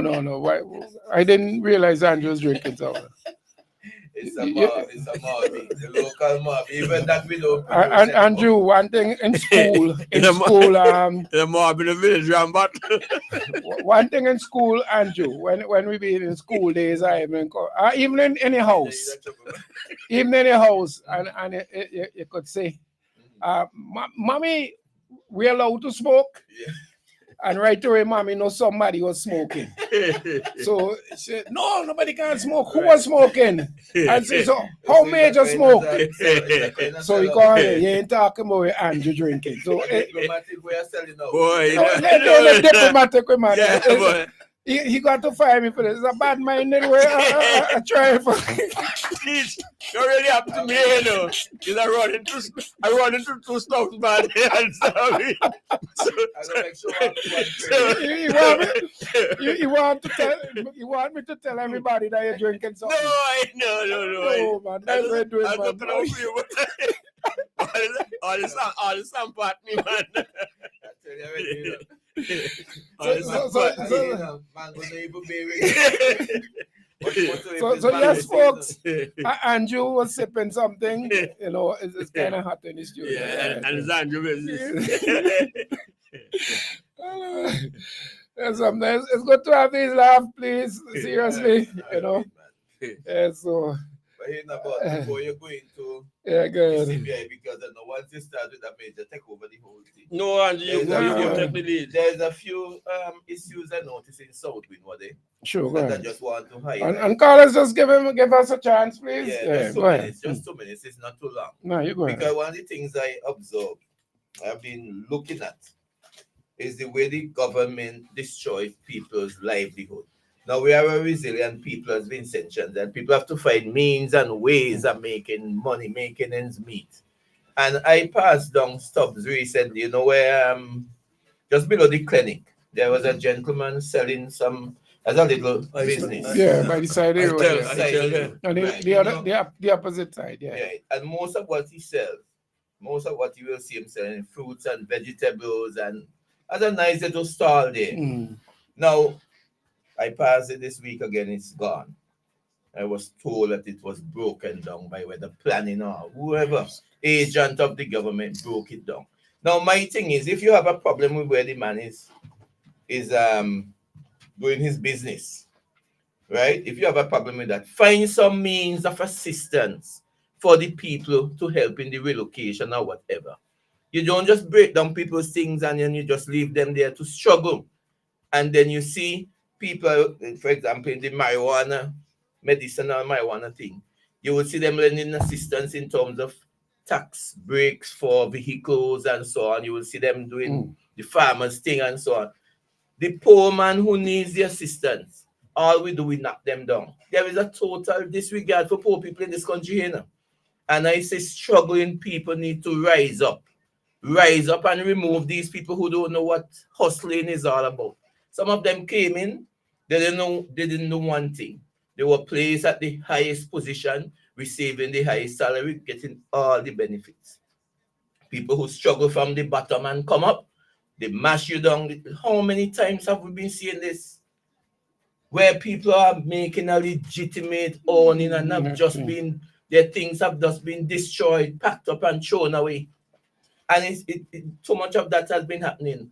We're forcing people to go and find illegal means of living. And that kind of vex me now. And all that type of thing vex all in California. I no, it's a vexing issue, but when I see things like that happening to people who I know. Andrew, we know, and this is where Major going to jump into. People, there's a reason why people settle by riverbanks and certain places, because they go to sources of either communication or where they could get water and so. So is when you see a lot of people along streams, it's because that is a source. Now, it's the same with the vendors. Right. The man is by the road because even if you relocate, nobody driving off the road to go look for him. Right. They pass and they say, wait, look at man has some mangoes here, let me stop. Or when they had the corn coming, let me buy. Nobody driving off the road to go look for corn. Like nobody leaving. I have never gone up stairs with all due respect the market for look for provision. Why would I leave right down there to go upstairs or to go so? So the people them they need a living. And a lot of these people set up because they want to own something. So they go by this what and I'm gonna use my my football thing we do sometimes when we analyzing a challenge, we say, what did the defender do wrong? Right. What did this man do wrong to come by the side of the road to sell? What did he do wrong, Major? But I have to agree with you and Andrew, and I'm glad Andrew bring it up to tell you the truth. Because it's amazing sometimes how particular geography of the country, particular communities develop things that are unique to that community. I mean, for years we used to say that Stubbs was mango country. It's not so much so now as it used to be at one time. But to the best of my recollection, that South River there from the time it Prospect going on there to about all the way around to Stubbs, it's probably the only place you can get a roast corn. Right. Exactly. But with 2 or 3 vendors, some bigger than some. The woman they right there did the clinic being one of the biggest, I think. She has been doing that consistent. Now, if you take that simply so, and you fast forward, you go to a place like Jamaica. If you drive from one part of Jamaica to the other, a standard thing is to get bami and fried fish. In fact, it's a big item for tourism, or soup, or a jerk pork or jerk this. They have these stands and stuff. Right? So if you have tourism being developed in a country, whether it's sandals this or sandals that, if you want to do something in the tourism department, is to help them guys develop the stalls in a nice, decent way. Don't make it too nice now they take away the rugged, attractive look for people figure that they're inside the road. And get them a pull off where people could get the van drivers could introduce them to roast corn or roast sweet potato or roast this, roast that, or fry this, fry that. You understand what I mean? And you were surprised what could happen between one little idea where this becomes a must stop. Because the next thing that you could get the roast corn with a drink of sorrel, you could get it with a marby, you could get it with a ginger beer, you could get it with a passion fruit. You could get with a mango, and you start doing those things. You start introducing people now to how to cut and dice mangoes, for example, so they could get as they're coming down, they get a fruit package that they could buy there. Don't mash it down. Yeah, mash it down, man. And leave the people dignify the thing and get them one little thing that they could swipe the card and do everything. Bring them up. Take little ideas and make business opportunity. That's what you need to be doing. So the area become known for that. That if you're coming from Argyle, you must eat a roast corn, you must eat a roast sweet potato, you must get sorrel, something like that. A roast, whatever it is. Major mentioned Jamaica and Barbados. There's places along the road. They want in Barbados, you want certain fish. You go in that area, drive across, the fish stalls. Exactly. Jamaica, all over the place. This is normal Caribbean thing. I don't know why you want to mash down and move them on. Yeah, most crabs I've seen at the side of the road. You drive through. That's a solution. People come to the side of the road to. And Andrew, let me see if somebody is on the same topic. Could you good afternoon, Newtimes? Good afternoon. First, I'm going to send you my phone bill. No, he sent Doggy. Good afternoon, gentlemen. Good afternoon. Look, I just want to throw in my 2 cents bit here. As you're talking now about those little things. You just roast corn and back with? Well, we have some nice shops. They have corn fish, which we can't get. You can get a roast corn in Beckwith now. But not even Sappadilla. Hardly. In terms of now, maybe you were making that point is so in terms of Barbados and all of that. But look, we're talking about the whole thing about the roast corn and where areas can be known for. And I think it is one thing we always have to develop. When you take Barbados, for example, I don't know how much persons realize that the rum shop in Barbados is a big tourist attraction. When you look at a rum shop in Barbados, it's an old run-down place where only old men go and talk foolishness. A rum shop, and you will see all kind of stories written in all kind of fashion about the rum shop experience in Barbados. Harvey, you are not only correct, Harvey, because these are things when I was lecturing with the UWI. In the established hotels in Barbados, some of them, they actually build rum shops on the compound. Same thing. To allow people, tourists, to go in and get a rum shop experience. Yeah. And I've often argued that we can manage it in St. Vincent and the Grenadines, that when people come and stay here in the established hotels, the hotels can establish organized and structured visits out of the hotel to go and get a rum shop experience in various communities across St. Vincent and the Grenadines. So you're onto a very good point. But all these are creative and innovative ways of how we integrate the people into the culture and mores of a society. But I want to broaden the thing because you all raise a number of issues throughout the discussion for the day that I don't mind making a few comments on.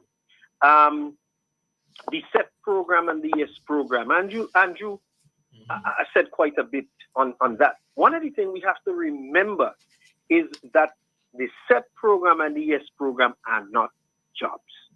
They are not jobs. And if a person comes back from university with a degree and tell me he or she feels satisfied that boy, I get on the SET program, and you make it a brand. I think with your degree, that is as far as you deserve to reach. Well, sometimes they don't have any choice, No, but because the economy is so talking about, but there are some persons who feel so satisfied with a SET program. Because it is not a job. Opportunity. So, you know. How much is it nobody? Is it 1,200? I think they just No, put I the think income. It's supposed to be a stepping stone and something that will help you to move on, get Depends some on your qualification. needed job experience and so on. Naso? I missed the question. Yeah, I'm saying in terms of the SET, both programs, they are supposed to help you to get some much needed work experience so that you can move on. Yes, so that it was could the not be intent. an end in itself. But quite often we are selling it to our young people as an end in itself, and something has to be fundamentally wrong when we do that. But that has serious implications too for your future in terms of your pension and so on. You know. Exactly. Yeah, very, because very those serious. years you spend Very temporarily, serious. they very much don't count towards any permanent And government pension. the other thing is this. But you know, we in the NDP have a program for that, what we call like a gateway entry program into full employment. But that's what it should be. It's supposed to be a holding hand. Yeah, we're a holding stage where we'll pay for you into that temporary program for 3 months, 6 months, and then the employer take you on full time after that. Yeah. So we, a kind of apprenticeship kind of thing. That is exactly. So if I am running a garage, for example, you could send me a person, and I can hold that person, train the person. And when I need a hand after that, I need an employee, I can use that same person. Or another garage down the road can use that person because they have now acquired the experience. Yeah, we have been short on training, skills with training. The academic training that they had. And that's what we want. But you know, the other thing, I was listening to the news, the local news last night on television, and the Prime Minister was addressing the Vincentian community in High Wycombe. And you know, one of the things he was talking about was the nursing program. And he was so agitated and talking about how much they're doing for nursing and the nursing program and so on here. And he's saying, oh, we give them a stipend when they work, when they are in training. And I wanted to, if I was in this audience, I remind him that in times gone by, once a person signs on to the nursing program, you were not only a student, but you were considered a nurse. You were employed. Yes. You didn't have to hunt for a job at the end of your training. Right? So you come and tell people, but you're giving them a stipend. Now I have nothing against that. But juxtapose that to what I obtained in the past. So we have to look at all of these. And I know one of the things that the board I know talk a lot about what the situation in Caliacua. You know, the Minister of Finance and the MP for the area really made me laugh last night when he talked about unseasonal rain. This is not unseasonal rain. This is the rainy season. We are having plenty of rain, yes. And we're having a lot more runoff. But these are not unseasonal rain. It just goes to show you how much the fellas are not in tune. And just before I go, I just want to put a plug here for the West Kingston raffle that we have. The raffle will now be drawn on the night of the President's Dinner. That's the 7th of December. And the first prize is, of course, a 65-inch flat screen smart TV. Second prize, a weekend for two in Mustique. Third prize, an iPhone. And the fourth prize, a big food hamper. And we have about 6 other consolation prizes. One of the things that we've had a good benefactor who have purchased some tickets. And every patron who's coming to the President's Dinner should be getting a ticket as they enter, you know, because somebody was gracious enough to purchase a ticket so that we can all have a chance. Tickets are available at West Kingston members. Any West Kingston member should have a ticket. And we have tickets in a number of the other constituencies. So it's $5 a ticket and a book of 5 for $20. So, you know, that's it. Thanks again. Once you could guarantee that I win something, you know, because I buy these things and I never hear me name mentioned in anything. I must say I've never win a raffle in my whole life. Yeah. In my whole life. All right, so 16 minutes past. Give a minute, because I think this is what was. I want people to get. Let me see if I could get this. Let me see if I get this play. Still having some issues with it. All right, no problem.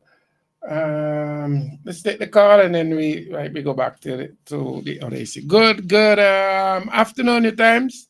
Hi, Bud. Good afternoon. afternoon. I would just like to tell Harvey that I entered the School of Nursing many years ago and we were getting a stipend. It is better now, obviously, but there was always a stipend. The stipend is not new. Any nurse can tell you that. Thanks.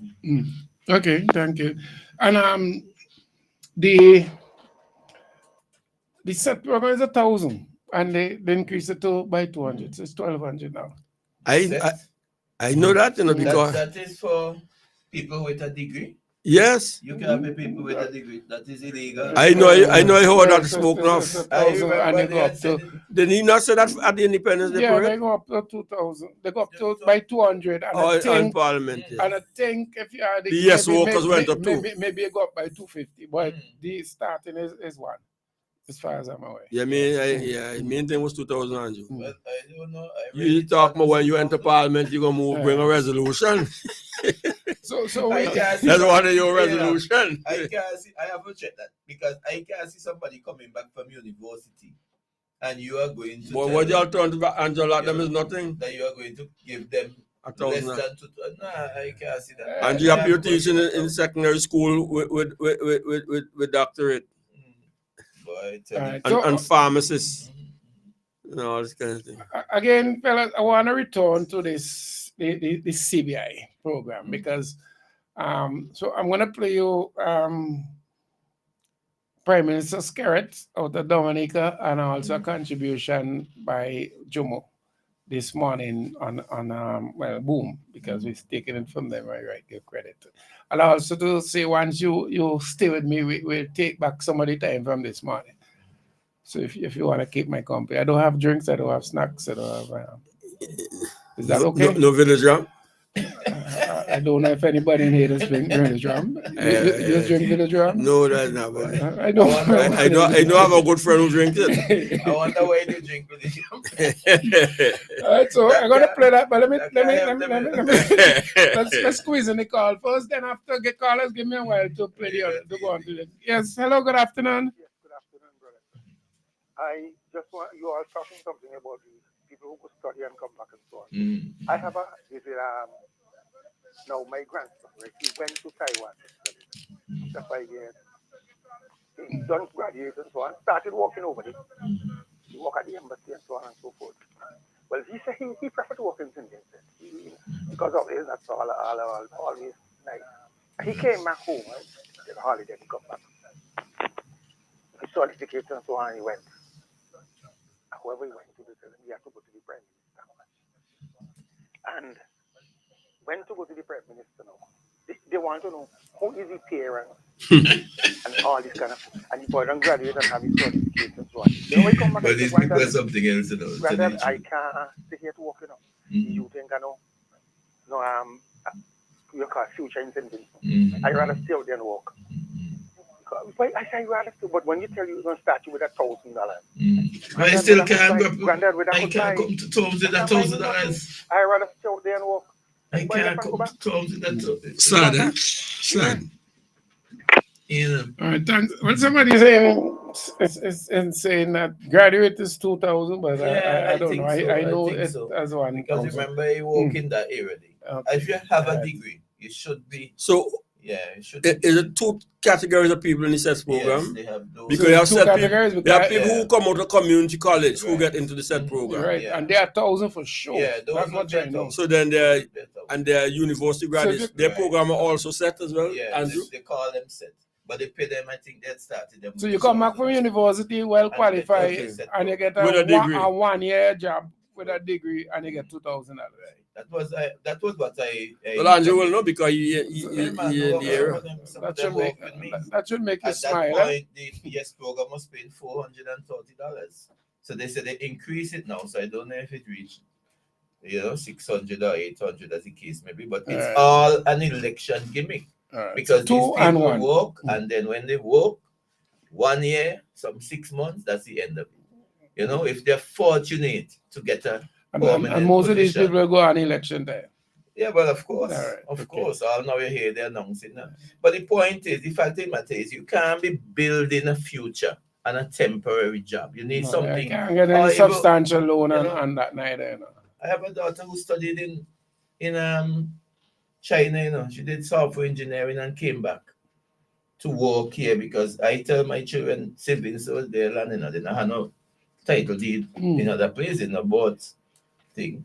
But when the position they offered her, you understand the position that they offered her, she had no choice but to leave. You have a student loan to pay. Your student loan alone was $800 and something dollars a month. We have a serious and you're going to drain tell me you're offering somebody situation there. $1,000. So where they go eat?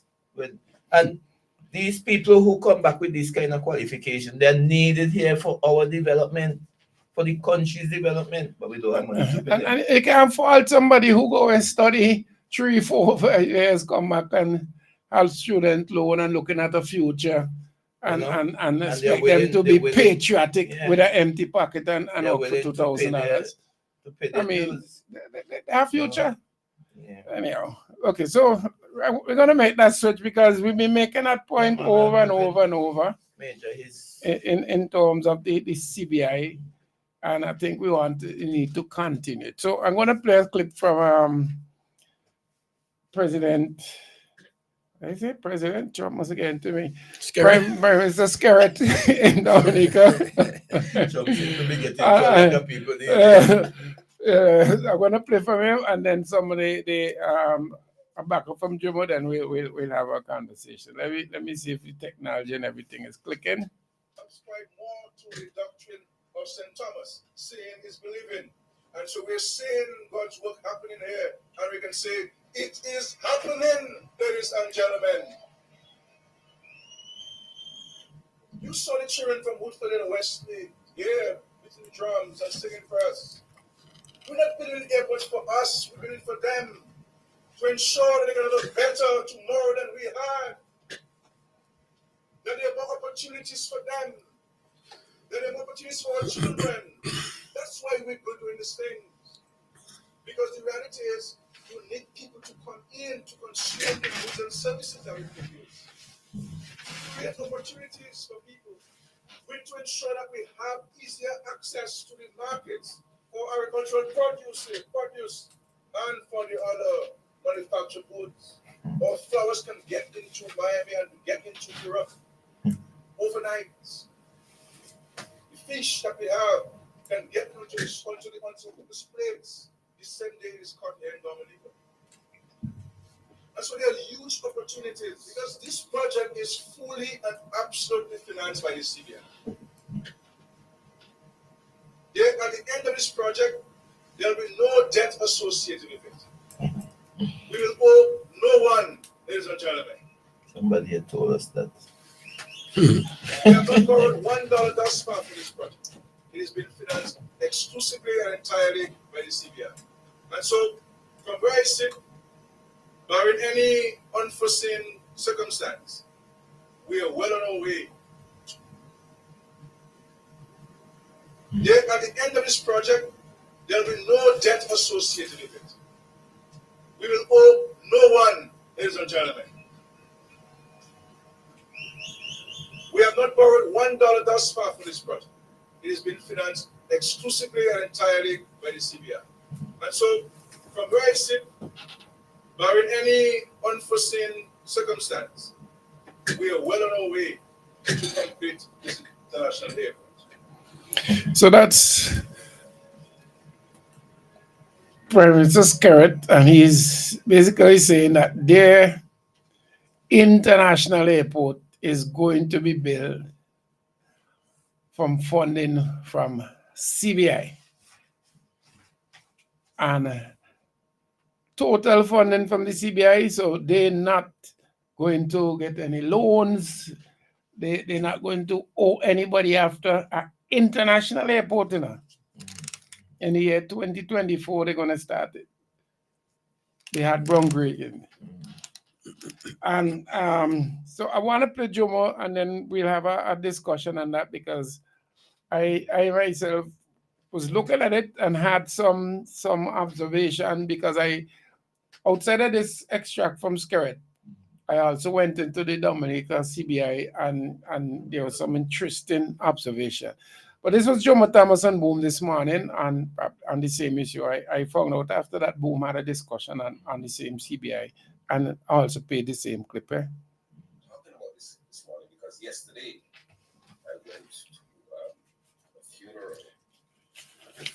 You know, I am actually doing a disservice because we listening to the audio, but the audio is not streaming out through the system. So I have to just run back over that. I now realize the audio is not streaming out through the system. So let me go back to this carrot clip first and then come back to that. All right. So let me see if this is different. I don't think it was streaming out. Doctrine of St. Thomas, seeing is believing. And so we're seeing God's work happening here. And we can say, it is happening, ladies and gentlemen. You saw the children from Woodford and Wesley, beating the drums and singing for us. We're not building airports for us, we're building for them to ensure that they can have a better tomorrow than we had. That there are more opportunities for them. That there are more opportunities for our children. That's why we're doing these things. Because the reality is, you need people to come in to consume the goods and services that we produce. To create opportunities for people. We need to ensure that we have easier access to the markets for agricultural produce and for the other manufactured goods. Our flowers can get into Miami and get into Europe overnight. The fish that we have can get onto people's plates the same day it is caught here in Dominica. And so there are huge opportunities because this project is fully and absolutely financed by the CBI. At the end of this project, there'll be no debt associated with it. We will owe no one, ladies and gentlemen. We have not borrowed $1 thus far for this project. It has been financed exclusively and entirely by the CBI. And so, from where I sit, barring any unforeseen circumstance, we are well on our way to complete this international airport. So that was the Dominican Prime Minister, and he was commenting on the fact that they are going to build an international airport totally off of CBI funding. All right, so I'll go back now to the Jomo thing. Let's see if it. Estonian lawyer Billis Fredericks, who lived to the ripe age of 100, and I met a gentleman who told me that he is involved with the CBI program, and he's anticipating some good things personally, professionally for him, and he may well be hoping to do even better if there was to be a change in administration and St. Vincent may go the route as the current opposition seem to say that they want to go in a direction of CBI, citizenship by investment. Now, as we know, the government of St. Vincent and the Grenadines, headed by PM Ralph Gonzalez, has been steadfast over its 23 years in office as regards to the issue of what they vulgarly call selling Vincentian passports. I do recall one time Prime Minister Gonzalez making the point, well, if we start selling passports, we would end up where a lot of the people are coming from China, we may end up where we are a minority population in St. Vincent as it relates to passports. The argument has not had a lot of credence because we know a place like St. Kitts, with probably half our population size, has been selling passports since 1984, and we have not seen such a development in St. Kitts or any other country in the Caribbean where passports have been sold. Another fundamentally important point to make is that the Caribbean is not the only place where people have citizenship by investment. And that's why I said that the notion about selling passport is quite vulgar. Most countries in Europe have citizenship by investment program.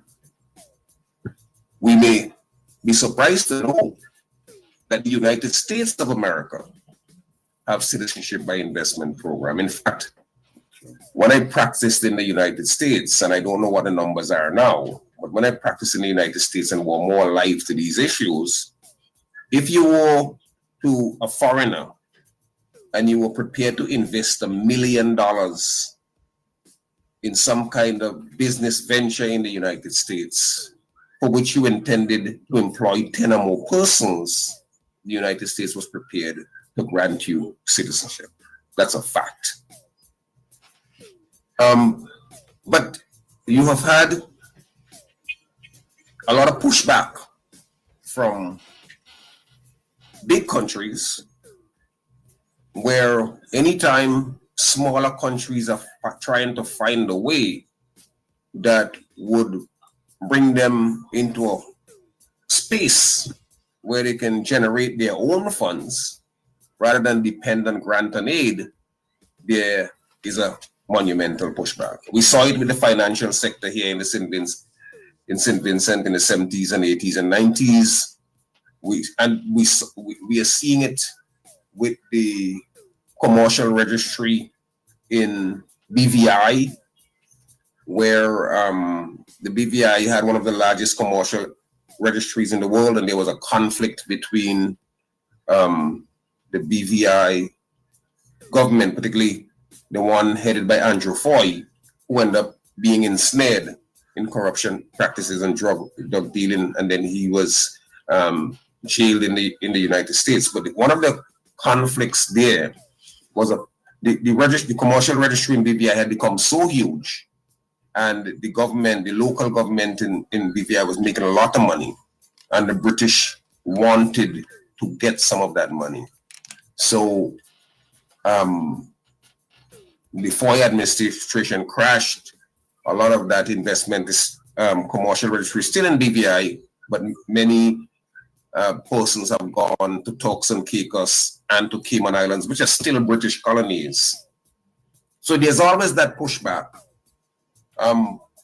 There's this argument about a race to the bottom, that because these countries in the region want the money so badly, some of them may sell for X amount and others may sell for X, Y. For example, one is selling at $1, the other is selling to undercut and to generate even more money. They hope they may sell for 90 cents. So there's that race to the bottom.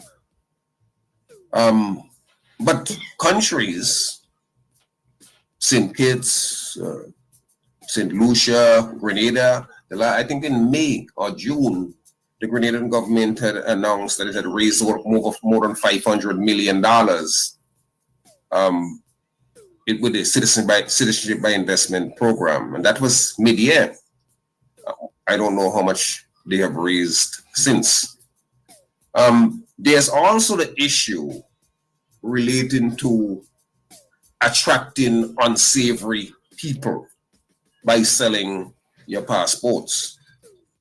And quite frankly, for the number of passports that have been sold across the region, we have not had that corresponding explosion in the announcement that unsavory, corrupt person. Okay, so I'll pause there for now. I'll probably pick it up at another time. But basically, what you're saying is that the whole idea of citizenship by investment program is a worldwide thing. I did some research the other day when I was there. America, as Jomo said, have citizenship by investment. They don't call it that, but if your family is rich enough and you want to come to America to study, you can get buy a citizenship in a sense. And if your family invests, then you get to stay and work. So it's the same thing. And then I was looking at Dominica, And anybody could go on Dominica page or just Google Dominica Citizenship by Investment Program. And I smile because they had a commentary on some of this stuff that they had done. And they were showing you, so their pictures, their videos, road network and bridges. And I just put it, I pause there because there's one that St. Vincent badly need. And remember, this is free money. Well, when I say free, they don't cost the taxpayers any money. All right. They did climate resilient houses, which mean they build houses that could should withstand hurricane up to a certain amount. All from citizenship by investment, not causing the taxpayers no money, not mortgaging your children. River defenses, which we need again. Fishery development, which the Democratic Party continue to talk about. Library, sporting facilities, which we also badly needed. All of this from their citizenship by investment program, not costing the taxpayers of Dominica any money. And now our international airport. I pause there. Major, this is something we can't let go of. Andrew, you wanted to say anything? Andrew, go ahead. Well, it will take 2 minutes because I know once you start. No, man, you go ahead, man. It points to the whole issue of generating income. Right. What we have seen this government, what they have done is drive fear into people by allowing them to think that you are wantonly going to be selling this and selling that and so on. So they use that to keep the people poor over the past 24 years. They didn't have an alternative, you know. If you notice, well, they have an alternative, which is borrowing and begging, right? And you know, and you have seen that that is not sustainable. It has not been working for us. We are now at the bottom of almost everything in the Eastern Caribbean. We can't get lower than where we are. And if you have done your research and you have looked at something that can generate income, that can make the lives of our children better, that can provide employment, meaningful employment, as the NDP has been saying, meaningful employment for people, why don't we want to get involved in it? Andrew, just hold it a bit there. Let me see, because I think the PR is trying it. Let me see if I. Good afternoon, Miss King. Do I have you in?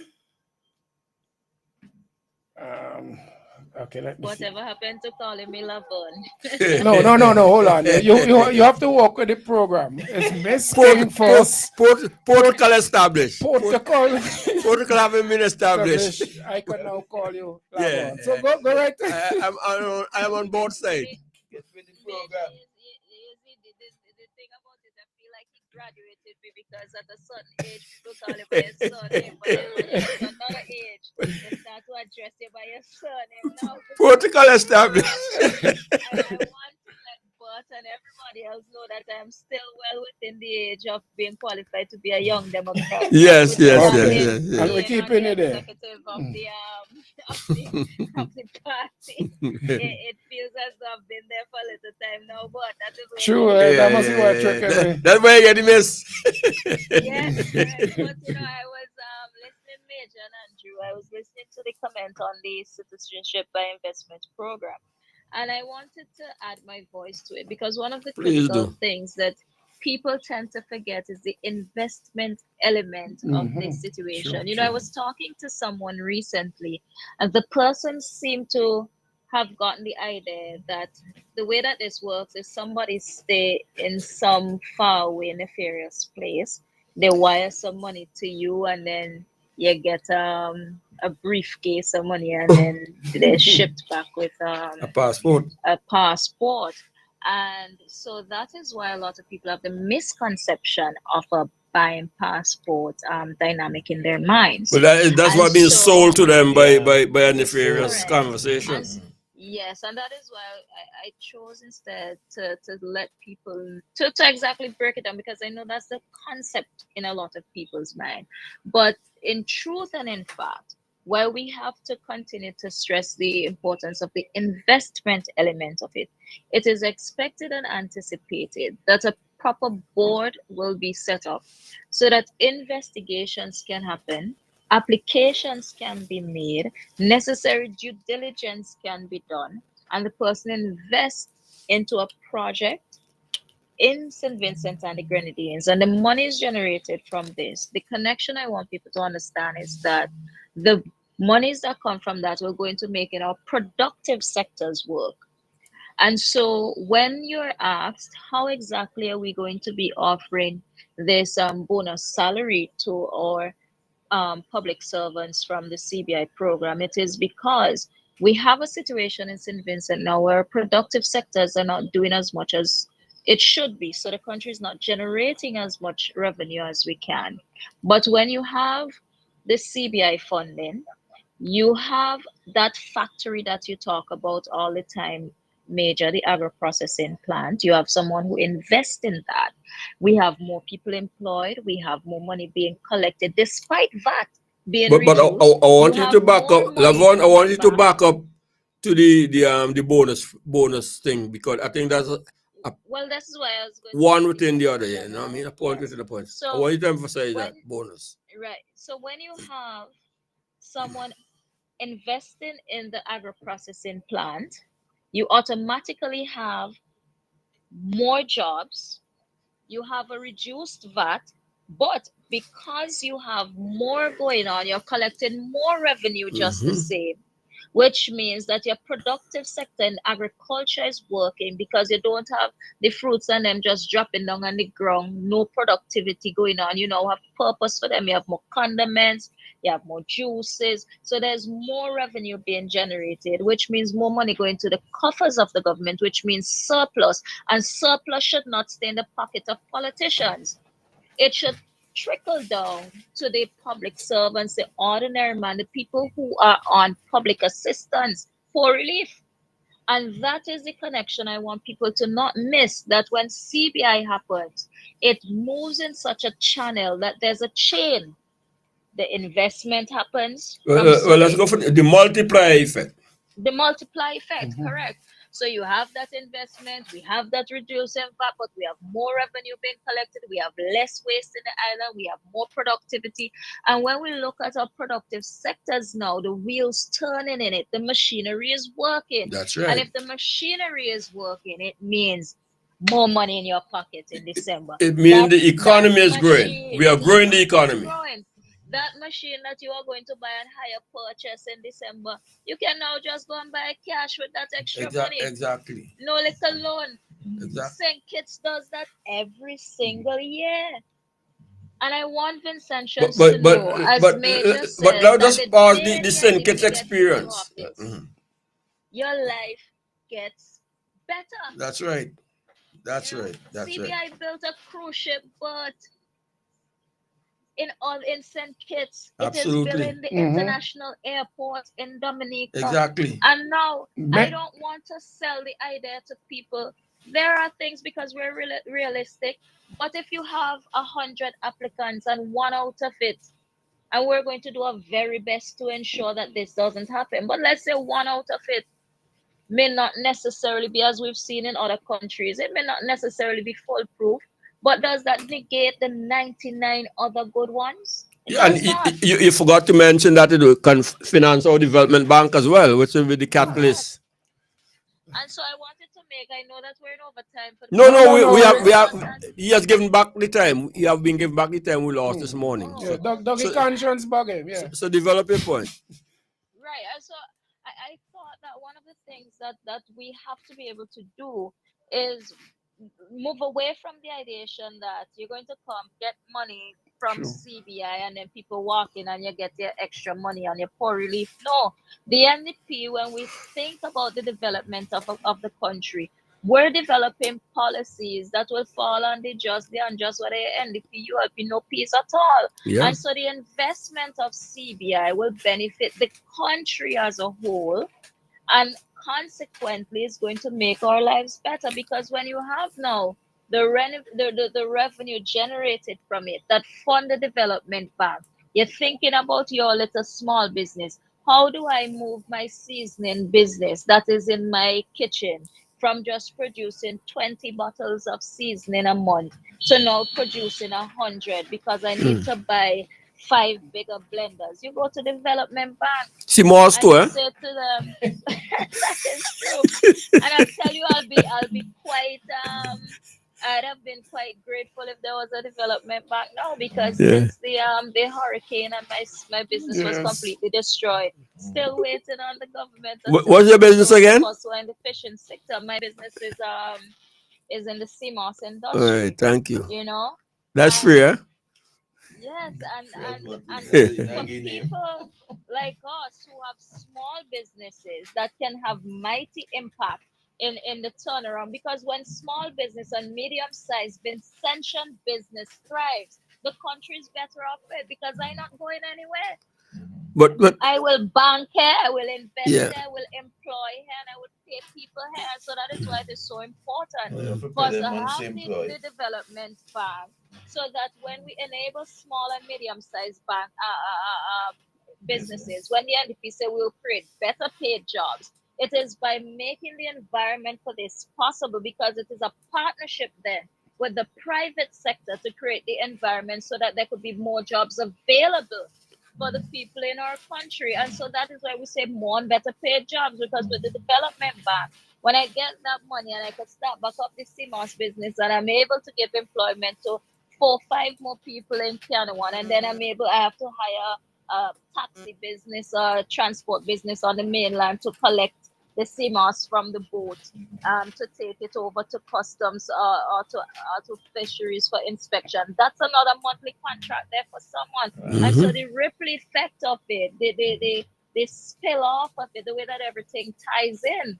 it's pretty amazing. So the NDP didn't just come up with a foreign concept that doesn't have any interconnectivity to making our productive sectors work and to our job creation policy position, because we are well aware that government cannot provide employment for every single one of its citizens. And that is why the people of St. Vincent and the Grenadines is deserving of a government that creates the environment for the private sector as well to thrive. You know?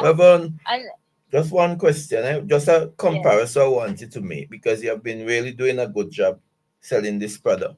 And I want you to compare it to for example, the hotel that they're going to open sometime this month. Because that hotel was built by NIS. borrowing $18 million from the NIS. And that hotel that borrowed that money, we don't know when they would be able to repay that money. They ain't coming back. Compare that They ain't coming to back. a situation where you have monies to invest that would not have been taken away people's pension, because when they don't borrow the money, you can't pay pension. So when I hear you talk, I think of that kind of situation. well, you see, the thing about it is, Andrew, governments should try to avoid to make risky investments with social security, because the important thing about social security, especially when your pension and so forth, when you're getting in down into age, you want to be sure that you have that cushion, that net that will be there for you. So at no point should you have to be wondering whether or not, and fretting yourself and stressing yourself in your old age about whether or not the necessary resources will be there to finance your pension. Nevertheless, I am one of the persons who I'm very happy to see new hotel rooms and so forth in St. Vincent and the Grenadines, but there are better means and ways by which we can go about getting that done. you finance it, exactly. You know, Lavon? Financing it. And I think it's important that people understand that the NDP is not anti a new this or a new that, but we understand in our political party that we do not want to jeopardize and we do not want to gamble with the social security of Or mortgage our children's future either. Correct. And so it is important for persons to get the clarification when we make these points, that it is very easy for those on the inside to say, oh, they'll be a negative, or they want more rooms. But we also understand that this is a more... We could have both. We could have both. Lavon, if I may, You know?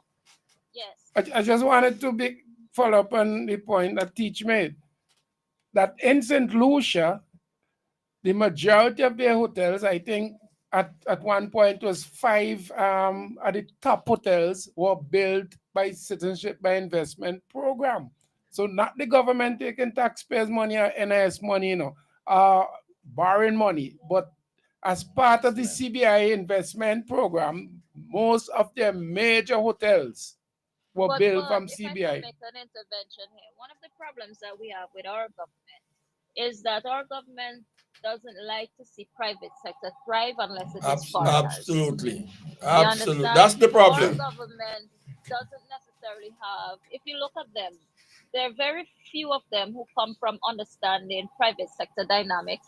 They have very limited skill set amongst them. And so their only understanding of governance come from thinking that everything must be state owned, state operated, and state must have a hand in it. That's the problem.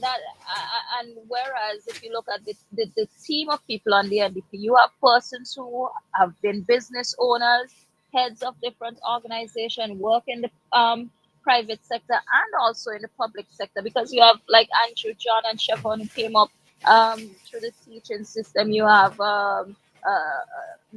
Daniel Cummins, who has been at CWSA. You have Major Leaker. But Daniel also had his wine business as well. Exactly.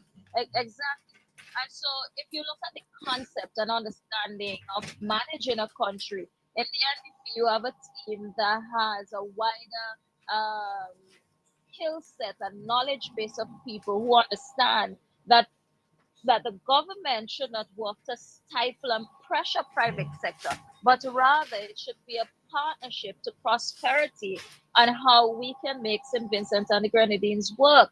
Because you cannot think that you stifle your private sector, especially your local business owners, and then expect that we have a nation that thrives. Because that is why you have government getting involved in risky investment that should really be done by entrepreneurs. Risk are taken by entrepreneurs, and the private sector is really where a lot of the growth of the economy takes place, and I think that is totally lost on the ULP. No, but Lavon, let's. I mean, you've been just marvelous here, but let's let the listening public understand that following on what you have saying here, we could have had the acute hospital being financed without being a tax burden to the people of St. Vincent and the Grenadines. Yes. We could have had the port finance without being a tax burden. We could have had the maintenance program for the existing wharves here and in the Grenadines done without being tax burden to the country.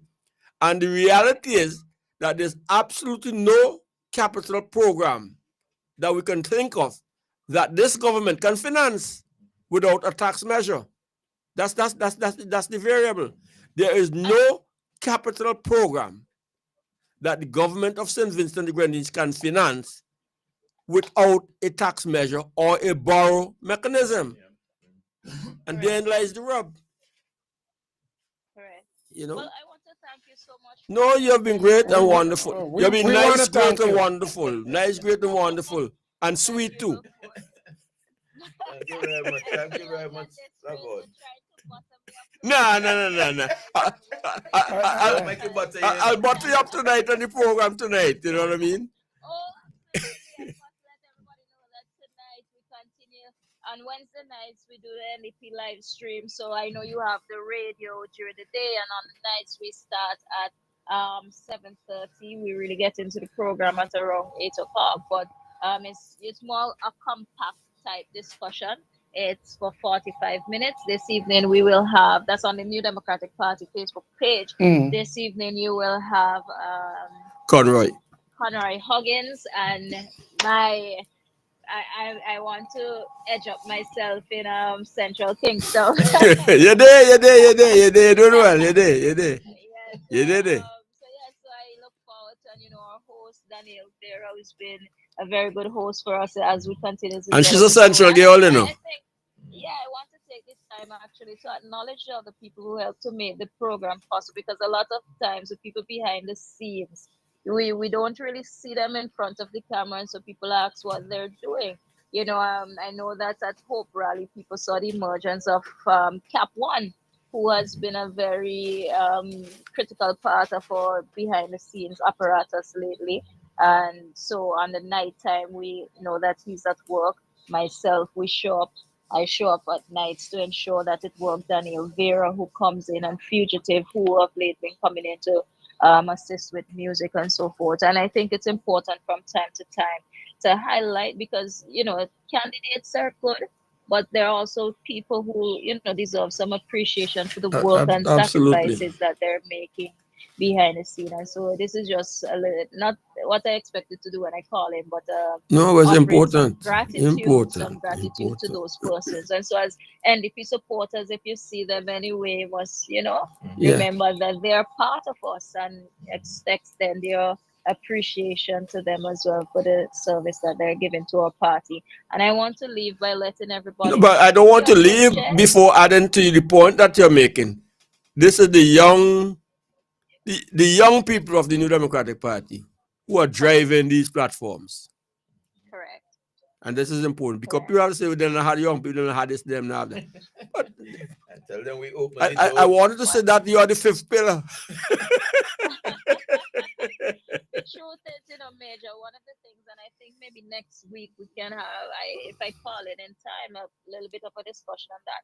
A lot of young people these days are really into like the creative sectors and so forth, and you find a lot of them in the ideation room, and a lot of them are in the cameras and the audios and this and that. So never mind, you may not see some of them like on a stage and so forth. They're the people who are gifted in different ways.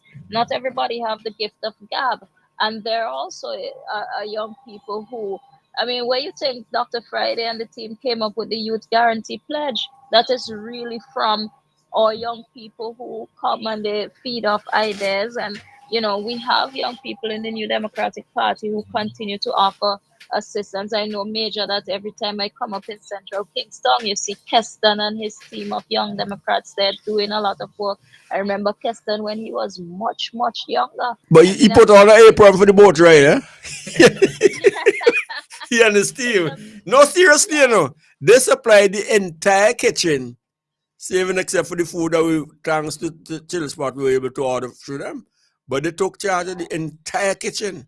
The young dems on the Kessie. And if you look in North Windward, a lot of the football competitions, the cricket and so forth, purely driven by the young Democrats there. And so what I want people to understand is that the quality of young people at this time who are in the NDP are really more of the working type, not necessarily those who you may see up on a stage, but I guarantee you that there's a mass majority of them who they see their role at this time to work very hard to ensure that they have a brighter future for themselves, and to ensure that they can, make their parents have a good time in their old age. So they are working tirelessly. Right. And the NDP does have a cadre of young, brilliant people who are working very hard on the behalf of the party, and I couldn't be more proud of them. Makes me feel good.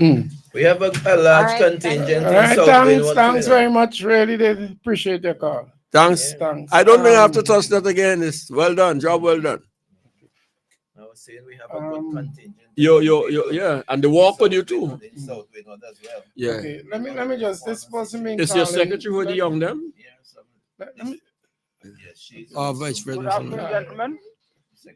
Hello. Good afternoon. Yes, Mr. Hugh Stewart. That's right. Reverend and Major. Yes, please. What's preventing Vincent from doing all those things right now? What's that? Let me give me an example. When he's about to buy Collins Estate, that farm. No, sorry, I didn't hear what you're saying clearly. What was that? Sorry. What is preventing Vincent from doing all what you're all saying right now? From doing? Build hotels, build this, build that. Act bigger, Biggs. When I was to buy Collins Estate, about 33 acres, I went to a black manager in National Bank. He told me they did not have money to them people to buy land. I went to black manager at RBC. He told me the amount is way above his head. Market Bank had a gentleman in the region to deal with issues. He told me the projects were not feasible. But that's a completely different problem you're raising, Hugh. Yeah, I'm telling you something. No, I know you're telling me something, but it doesn't negate anything of the substantive contribution that the PRO just presented on CBI. This is a different dynamics altogether. No, I'm saying your dynamics, with all due respect, the argument you're forwarding, with all due respects, does not contradict the constructive argument presented a while ago by the public relations officer. This is a real issue, but a completely different issue.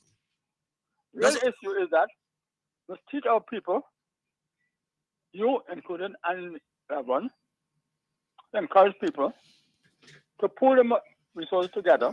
Mr. Stewart, as they doing for their children. The CBI investment program is totally different from local investment. It is money that is coming in from outside that costs the country no money. That is different from people getting together to do local business investment. And I would say to you, part of the reason why people in St. Vincent don't invest, and I think Major said it many times, when you go to the bank manager wants to know if both Francois and the project need government blessing and not going to get the loan because the risk factors increase tremendously because this government is going to be spiteful. That's why business people not invested. All right. All right. I have two close relatives. But I'm out of time also, eh? Went to St. Kitts recently to examine one of the hotels, and they still couldn't go up there because it was reserved for white people. So I don't follow that time. So those are completely different issues. We have to take that up another time. Another time and place. There are significant challenges to the whole subject matter of wealth management, and he is introducing one of them: ethnicity, entrepreneurship challenges, the rules of different avenues and pathways to finance and development. And that is something I'd like to be. Yes, but we'll do it another time, Hugh. Thank you very much. All right, thanks again. People don't invest their money except in strong rum.